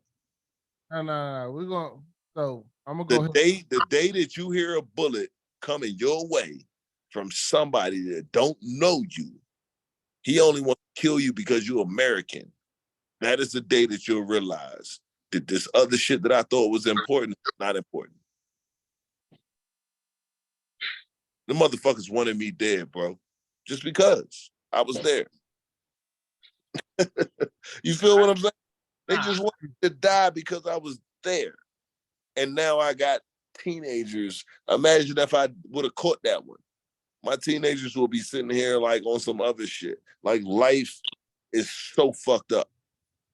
And when you make it out of it and you're not the one that died, but you see the one that died and you see their family growing and you see it's fucked up. It's fucked up, bro. But it's cool. I'll be all right because I got y'all. And that's what I'm saying. I'm thankful that I got y'all because it's been a lot of years I've been trying to figure this shit out and deal with it. And then now that I got home back, I got a way to divert my aggressions. I got a way to divert my anxieties and my frustrations. You feel me? Because fuck, it's been 10 years since we was talking on a regular basis, at least. More than that, probably, right? More than that, 100%. More than that. So imagine the shit I dealt with for 10, 15, 18, 19 years. So now I can be like, yo, check this song out. Hey, this what I'm doing. And I know y'all just love me because we family. And it's not about nothing else. 100% fan. 100% fan. But I got something I'm just gonna throw to you. And you can take it how I'm gonna say it, or you can take it how you don't want to. Say what you say, bro. You're the host. Yo, I'm first of all, nothing's gonna go out unless y'all agree to go out. But I'm gonna tell you this story. No, I'm gonna tell you the story. I got a full live story that is real live happened in my life. And that was because y'all know me because I'm retarded. I'm stupid. Yeah, you bumped it. Shit has happened where I was in situations where the same thing you're talking about was in County. I had a situation where people had guns, things happened, they looked at me. And it was like, what you about to do? And I looked at them, I was like, there's nothing successful that's gonna happen. You know what I'm saying? And keep going. Not to say, and this was the PTSD thing. So the thing is, we talked. I'm gonna keep going. We talked about our joint, and you talked about what you experienced, and you said that the biggest thing that happened to me, which happened a week after we had that episode, is where you talk about there was a box in the street, and I looked at, and literally this happened in. After I listened to the episode, I was like, yo, I can't drive past this box now. Now I got this. Be right back. Hold on. Like, I can't drive past this box. I literally had to look at this box and was like, hold on. But look, bro, hey, Rob, I've been like that since the thing is, I've been like that since 01, bro. Gotcha. Like, ever since I went downrange on my first trip, if I see something in the road, whether it's because they was putting bombs and carcasses, they was putting bombs and boxes, everything. So something on the road, and then I'm a recovery operator. So like I done been called on scenes where it's like, hey, we got a truck. This is what you get over the radio. Hey, check this out. Hey, Private Rodney, there's a truck blown down at this grid coordinate 777-3427. You drive out there. You get there. Yeah, there's a truck blow down, but there's also 2 dead bodies in the truck. There's also a body laying on the ground. There's also shit on fire. There's also all kinds of other shit. And you pull up and it's like, okay, my job is to recover the truck, but I got bodies in the truck. I got to take care of the bodies first. You feel me? I feel you. It is what it is, man. Like, I'm not trying to over elaborate or like glamorize thing I've ever been through. I get that. I really like, because I don't like talking about this shit, because a lot of times like people try and make it seem like you doing this or you doing that. I'm not doing none of that. It's just, it is what it is, man. I am where I am. I've done what I've done. I wouldn't change anything. If motherfucker would have told me day one, like, hey, this is what you're gonna go through, but you're gonna be able to do this afterwards for your family, then I would have still signed up. So I'm not mad. It's okay. Everything is all good. But it was hard for a lot of years, and I had to figure out how to take care of myself and to take care of everybody else that was going through the same shit that I went through. That's your question. Now that we haven't, bro, like for real, we haven't been to war. Like, it's 2023. Like, the last time Can I ask you a question? Like 2014. Can I ask you a question? Not now. Don't get me wrong. I'm not discriminating anything you're talking about. Can I ask you a question? Go ahead. Me and you grew up together, right? Yeah. Okay. I lived here. Yeah. And I had a person go, hey, yo, we're getting ready to have a party at Motel 6 on Allentown Road, 2029. 1999. After Yeah. all the shit we had, they was like, we're having a hotel party. I was in Motel 6. No, and no, on the not fourth- on 1999. I was there with you. Yeah. Our party was 1997, Yeah. maybe 98. Somebody Yeah. says to me now, less in the quarter mile where I live, 1998 or What's the- 1999. What's the question? Having a party. 90, 95, 96, 97, 98, 99 was all my years. I was in my best. Which was the question? 1999. They're like, we get ready to have a party on Motel 6 Allentown Road. What's the question? Come through. Do you have PTSD? At that time? No. 1999, Allentown Road. Here's two things. No, that's what I'm asking. I'm about to give you the question. Here's the question. New Year's Eve, 1999. I know what I was doing. Motel 6. I know exactly what happened that night. Nah. Well, you know what happened before that night. We talking about now is after, because it was after 1999. Yeah. Because when we was there, that was 1990. No, I put all y'all in the room, and me and Joey went up in there and did them things. That was 1996. Now it's 1999. Somebody says Motel 6, Allentown Road, 1999. 3 years later. What's the question? Do you have PTSD? From that event?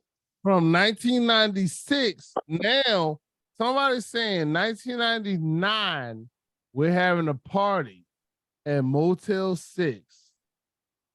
All right. 19, that's 3 years later. I got what you're saying. Let me ask you a question. Do you have PTSD? My answer to that question, my answers to those questions is I felt like I owned that Motel 6 because me and the owner. 1996. No, hold on. Let me lay out my answer because you laid out a long ass question. I think I understand, but let me tell you my answer to that question. The owner to the hotel was an Indian man. Me and him was cool to the degree that I knew him by his first name. I used to float him weed. He knew what rooms I was getting. He knew where I was going to be at. He never called the police on me. I stayed in Motel 6 every weekend between 97-ish to 99. I could get a room anytime. I never had to pay for my rooms because I paid for my rooms in weed. So when I used to get the double rooms with the connecting doors, like, damn, Jimmy got rooms at the Motel 6. Boom, boom, boom. Let's go up there. I never paid for those rooms in cash because those rooms were paid for in weed. Because Mark will tell you, I was getting a half a pound every other day. Because that's just how I used to do it. It was the 90s. It was easy. But if you're asking me if I got PTSD from that time frame, my answer to that will be no.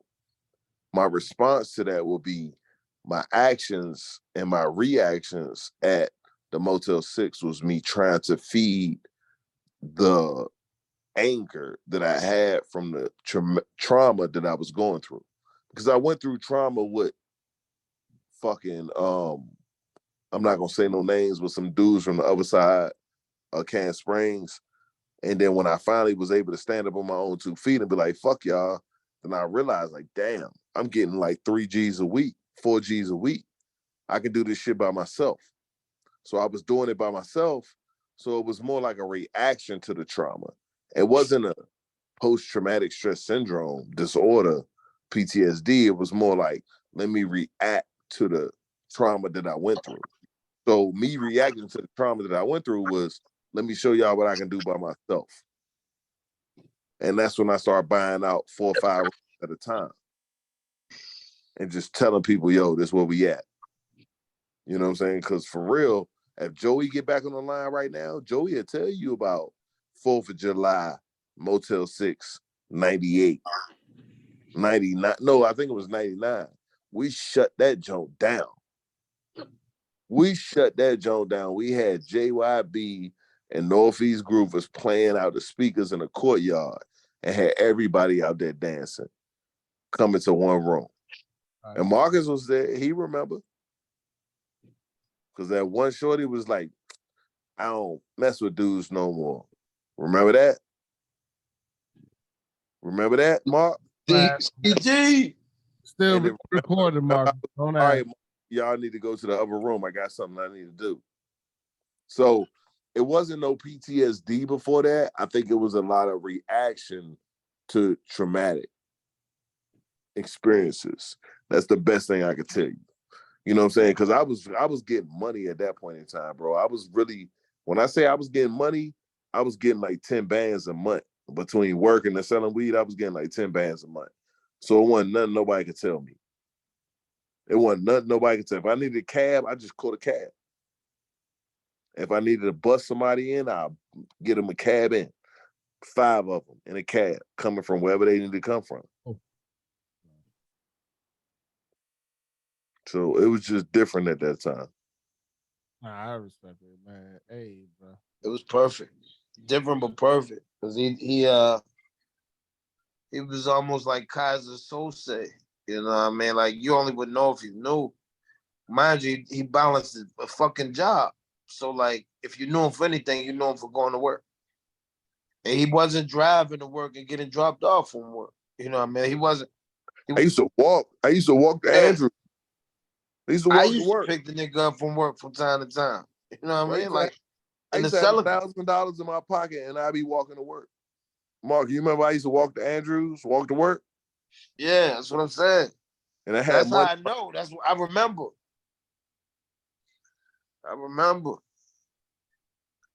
If it wasn't a job on base, it was a Southern Diner. He maintained a job.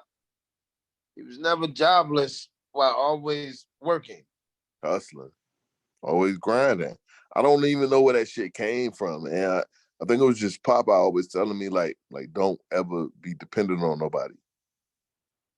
I lie to you now. I remember we was controllers in hand. We was in the basement playing video games, and he was like, I was tripping. Here I go. I'm going to him to get this, and I owe him money when I could just buy it outright, and everything I make is for myself. You know what I mean? And that was the conversion right there. He's like, I'll never buy from a nigga again that I have to owe. It's mine. I can do what I want with it. Exactly. Yeah. I never forget that. If I want to smoke it, I smoke it. If I want to sell it, I sell it. And that's what I started doing. And once I started doing that, shit popped off. I remember that conversation. Straight up. Telling you, man, like, it's just something that's in motherfuckers, man. And like, I had something in me that I could have did so much with, but I didn't do it. And like, sometimes that's my biggest regret, that I didn't take all my niggas with me. I feel like I got a regret that I ain't take all my niggas with me to the military. I feel like sometimes I got a regret that I ain't take all my niggas with me to like the business.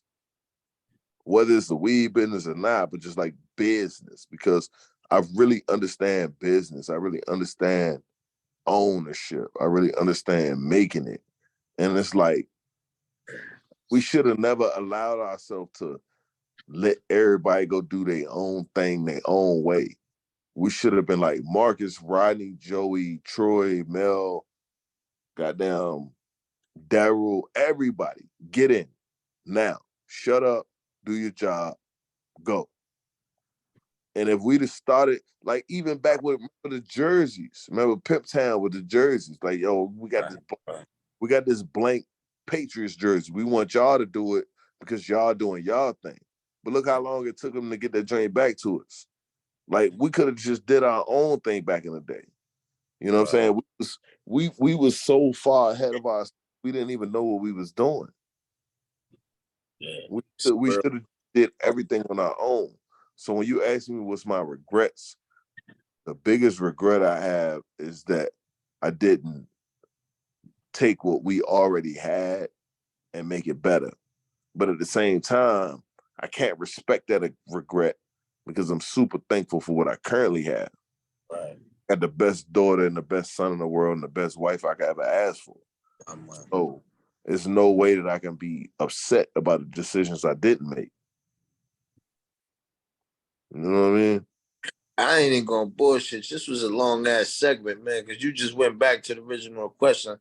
What was regret? Like, my goodness, but that's real shit. Real shit for real. Yeah, you know I'm long-winded like a motherfucker, especially when I get to drinking. I ain't mad at y'all. We all off our drink. This is why I Yeah. started this whole show. Hey yo, damn and tell him up, stop recording because fuck this shit. God bless. Yeah, motherfucker got a lot of editing.